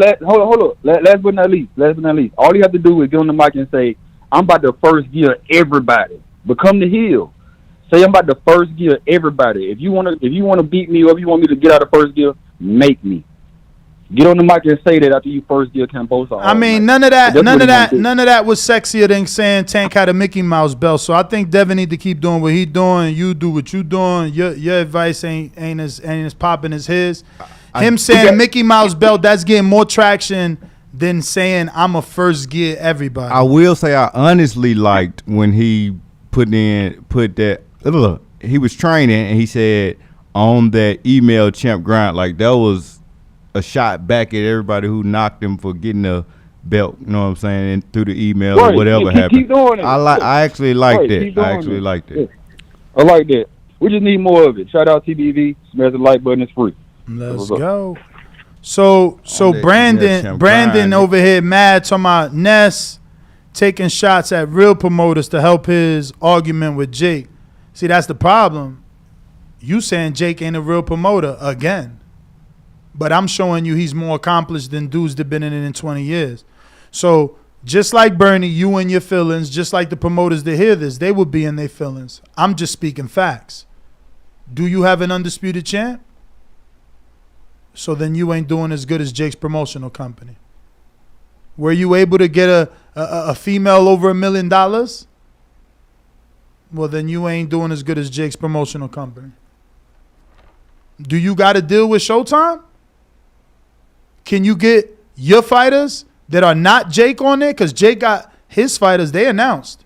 Undercard announced, and it's his fighters. So, stop me when I'm lying.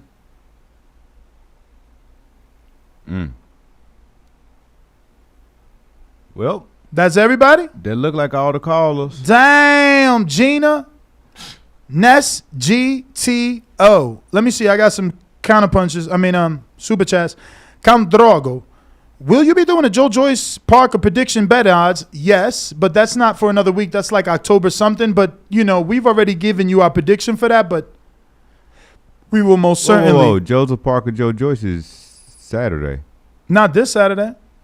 Joe Parker, Joe Joyce is Saturday. Not this Saturday. Joe Parker, Joe Joyce Saturday. Not this Saturday. What Saturday is it then? Next. It say Joe Connor Joyce. Bean, It say Joe Joyce, Joseph Parker live fight chat is scheduled for September 23rd. Ain't that Friday though? Maybe I put the wrong date because I went off Shakur's. Let me go to the schedule. Because I had it scheduled for a while. But you know the number to call in, 1-425-569-5249. Yo, I don't watch this other sports shit. 41.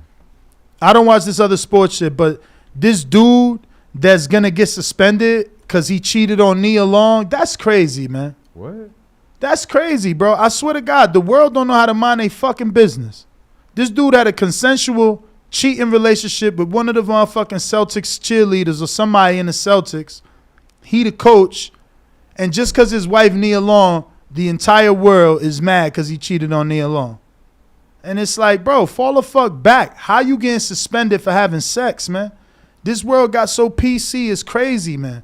Like, the dude literally had a consensual relationship. She not pressing charges. She not saying anything. They relationship just got out the bag, and he happens to have a relationship with Nia Long. He getting suspended? He getting drugged through the media? Cause according to you, his wife looked too good to be cheated on. Man, I smacked shit out your ass, man. These dudes is soft. I ain't heard about that. What? Bro, it's on ESPN.com. It's the first thing on ESPN.com, not the boxing side, the .com side. It's like, they're terrible, bro. Like, but I get it, Everybody used to talk shit about the tabloid media. Now everybody is TMZ because you need them numbers. You need them clicks. Man, no, it's a Boston Celtics coach, whatever, is likely facing suspension for his role in relationship with female member of the franchise's staff. That's like... So that's like TAWR. You slept with someone on the Celtics staff. What did I say wrong? Bro, you can't be doing that type of stuff. Man, knock it the fuck that's off, bro. We got business. Bro, that's listen big time to me. Forbes stuff, listen to me. Listen to me. There's in-office relationships in every part of the world. You can't do that in the military. You can't be mingling with people like that. That's bad for business. I never heard of that for sure because I know for a fact 2 people we know both got married in the military. So knock it off, bro. But it depends on the ranks and things of that nature. It's a lot of stipulations on that. We both know for a fact 2 people we know ain't had no goddamn ranks, ain't had no time in the Exactly. So they didn't matter. They could do whatever they want to do. So now you saying the regulars could, but not the coaches. So, okay, so the dude that clean out the stadium, he could fuck anybody, but the coach can't. Knock it off, Bo. You're not making sense. No, that's a part. That's how the business works. The people at the top can't be messing with the people at the bottom. Well, guess what? He banged out. And it's Saturday the 24th. Guess what? He's suspended. It's Saturday the 24th. No, he facing possible ban And because he they all hate over. He on the front page of ESPN, not the boxing side, but ESPN.com. because they mad. They want to know how he doing it. They like, damn, how my man bag Nia and could cheat on Nia. They said the relationship is considered a violation of the organization's guidelines. They violating on the man code. Fuck out of here. That man bag Nia. He allowed to do whatever fuck he want. It don't say You ain't Nia bagging, name nowhere in here though. bruh. That's his girl. Oh, listen to what I'm telling you, man. He but cheated she ain't got on nothing Nia. to do with it. Yes, It don't she say nothing do. about him because Bruh, he was married. Listen to me. Go to Twitter. Twitter. I trust ESPN.com, big dog. This dude right here is so difficult. Y'all don't even understand. Man, you want to dog walk people. I want Bo to be I ain't my got no weight. leash. I'm gonna fuck this dude up. Listen to what I'm trying to tell you. You know how people We the get same weight. My knife weigh 150 pounds. You know how people get Now I'm what's I'm it bigger called? than you. What's it called? Canceled, right? Yeah. But cancel's a little bit too you Far, know, too extreme. too strong of a word. But the franchise is only reacting to social media, bro. Put his name in social media, see what comes out. Right. And nobody knows this guy. I haven't even attempted to tell you his name once. He's only popping because of Nia Long, man. Don't know. You think I know this motherfucker? Never watched the Celtics, man. Last time I even heard of the Celtics, Larry Bird played for the motherfuckers, man. Kidding me? I'm trying to tell you, this dude made the news because of Nia, but we ain't no more callers? No, we got James Payne on the line. James Payne. James, I've been sending hella people your number, man. I hope you getting that business. You haven't bumped that intro? I don't know if that's it. You think that was it? That was like why he ain't come on yet? Yep. James Payne is my name, partner. How about you? Standing on my property and I'm gonna see about you. If I come out on my porch, I see you chilling in your wheel. Boy, I hope you know somebody better be waiting on the bitch. James Payne, baby, see me pissing on the post. If we're playing basketball, you might see me in the post. James Payne. How the audio sound? Straight. Clear. Audio too. Oh, okay. Yo, it's me from the great state of Tennessee. It's your boy James Payne, Mr. Lethal himself, and you know, like I know, the best part of waking up is TVV in my cup, man. Shout out to the TVV alumni made that slogan world famous. You know what I'm talking about? Hey man, I just wanted to chime in before y'all head out the door because I know y'all about to do that and go do some bigger, better things. That man, I was feeling all the positivity and the optimism and shit in the TVV universe, man. Y'all boys really know how to stay motivated, stay positive. It's almost like we having TVV church in this motherfucker, man. We calling out to the boxing gods and we doing all type of inspirational shit, you know, to keep us in high spirits as we waiting for the fights we want to see. And they gonna bless us with some good cards before this year is out. So I just wanted to chime in and say that, man, I really appreciate all the positivity and the optimism and the hopeful thinking that these brothers spreading around. I also appreciate y'all for continuing to blast out the content with this regularity and consistency and the strength at which y'all do so. I mean, it's a very commendable thing. So that's really all I got on it. Y'all know me, man. I'm on some blue-collar bullet shit, you know what I mean? So I'm back out in the field. So my brothers that was wondering about that, they lifted my suspension, so I just got back out in the field. So we're going to see how this go. But I'm also keeping my eyes Wait. on better things. Wait, you got a suspension? Yeah, my company, I ain't going to say the name on air, but my company, they suspended me saying that I was basically because of my demeanor and because of my disposition, people don't really know how to read me or gauge me. And so through casual conversation, I didn't raise my voice, I didn't yell, I didn't threaten nobody, but I was accused by management of making bodily harm threats, terroristic level threats. They even called a department on me that gets involved when it's like terroristic behavior and stuff like that. They thought that I was plotting and planning to do something that was gonna hurt people, and that ain't even what I'm about, man. If you know me, I'm about making a dollar, you know what I'm saying? Now I do like to fight. I like to fight more than I like to fuck. But I do my fighting inside the ring. You see what I'm saying? Or in a controlled environment where I can really give you the business like I want to give it to you, man. I'm out of these street fight shit. I ain't fighting nobody on the street. And if I work with you, that's exactly what it is. I work with you. I ain't got no business threatening you or trying to talk about what I'm gonna do to you because you ain't worth my time. You see what I'm saying? So it's just like people, they don't know how to gauge me. They looking at my disposition. We got a bunch of people out here professing to be men, but they far from there, man. I think they lacking testicles and some more shit, you know what I'm saying, down in the growing region, man. You know what I mean? They just too soft out here, so they don't know how to handle a man such as myself. But I mean, you know, there's neither here nor there. I'm back out in the field, but you know, I got some perspective on that because in the last year of my life, I've been blessed with perspective. I think there's one thing that the higher power has allowed me to see, that every relationship that I have in my life, whether professional, business, personal, they all conditional. These people don't really love you, so just handle your business to the best of your ability. Keep your eyes on the prize and look for new opportunities, and that's what I'm trying to do. So, you know, I'm back out in the field, man, just trying to get a paycheck. You know what I'm saying? Just a minor setback for hopefully a major come up. So we're going to keep pushing forward, and I appreciate y'all giving me an opportunity to speak on that.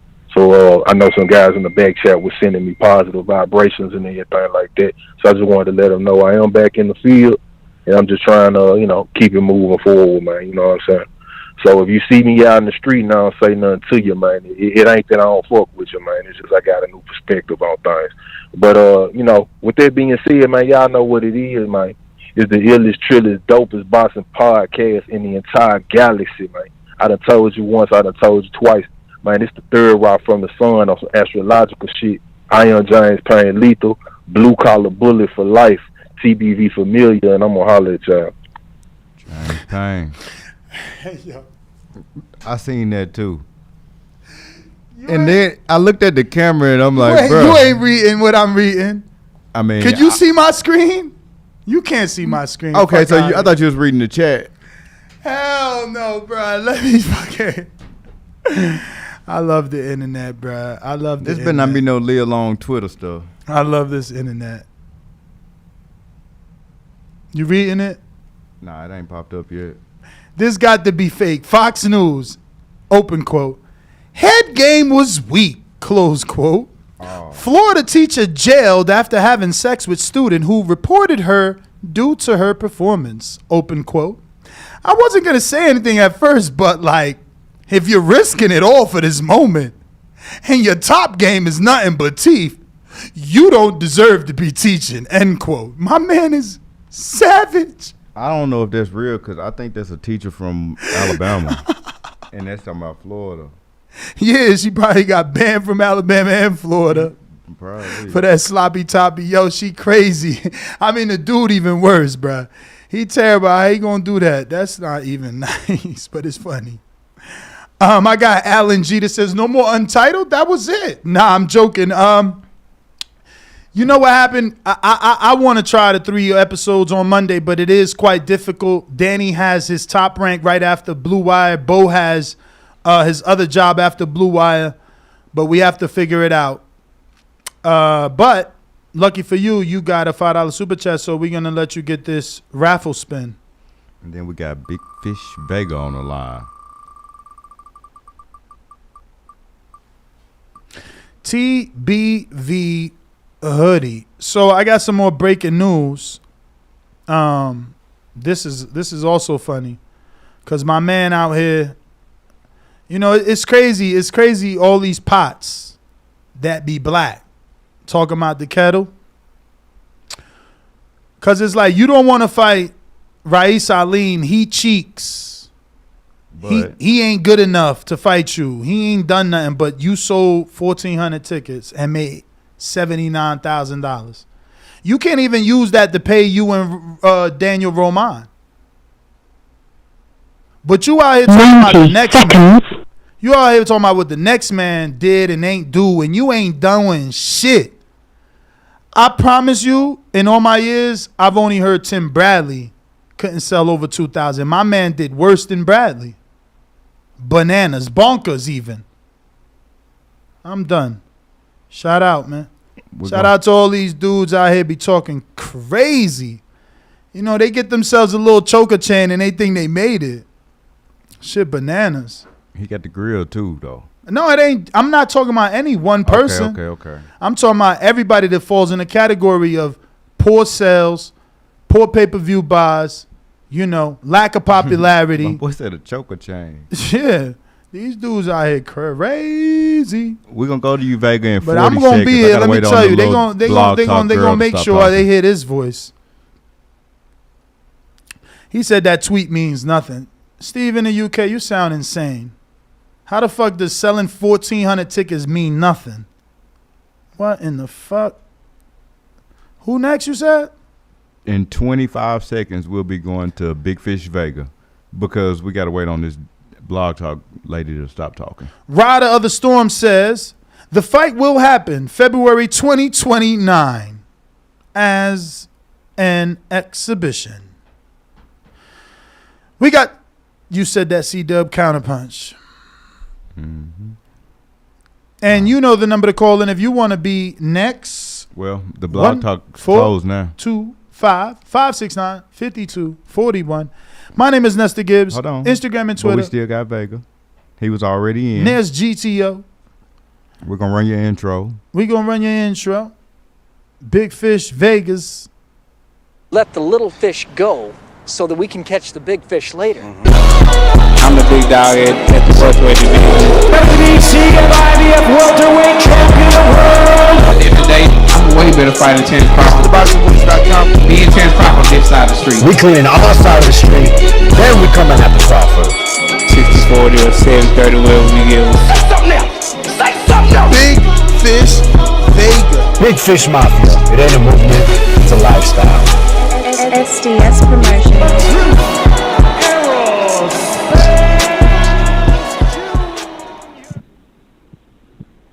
Good morning. Can you hear me? Yeah. I just want to say, man, I've hit up James Payne a couple times about a couple things, man, and that dude has taken a lot of time, has given me a lot of details on things I wanted. So I just want to say he's a man of high character. I've never had the opportunity to let him know, but I wanted to use this time to let that be known. And, man, I'm sick of this shit with this fucking Bud versus Spence.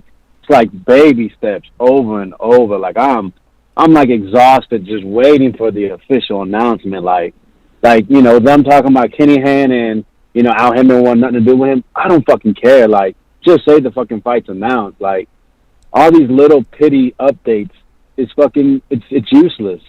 Like, let's just get the fight signed. Let's get it announced. November 19th, that's 8 weeks, maybe less already? Like, man, it's looking like they're going to have to push that to another date. And really, it's killing all the steam, at least to me and to a lot of people I feel that are hardcores. Maybe casual fans may feel different because they haven't been through this for 4 years. But, right now, I'm looking more forward to Ryan versus Tank because it's fresh.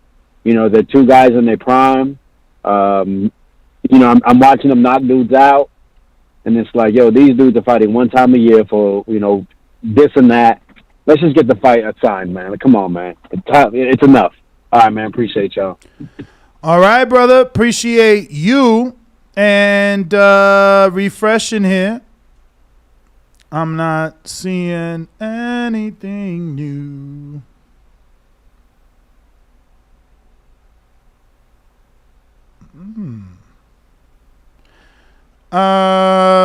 Yeah, so the name is Nestor Gibbs. Alan G with a $5 super chat says, how much is the hoodie raffle? 15, Alan. 15. Wow, actually that's a $10 super chat.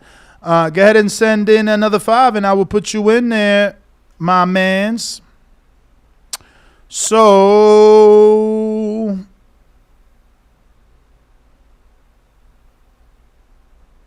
Alan, here's what I'll do for you, Alan. You can either send another 5 for the hoodie raffle, or we'll use that 10 and send you the FTWR shirt. Actually, I'm wearing mine's today, one of mine's today, so I could send you this because I want to give away one of these every day. And if you don't want to win raffles, you don't want to wait to see can you win, you can always head on over to ftwrbrand.com and go ahead and purchase one. We have multiple colors and different styles.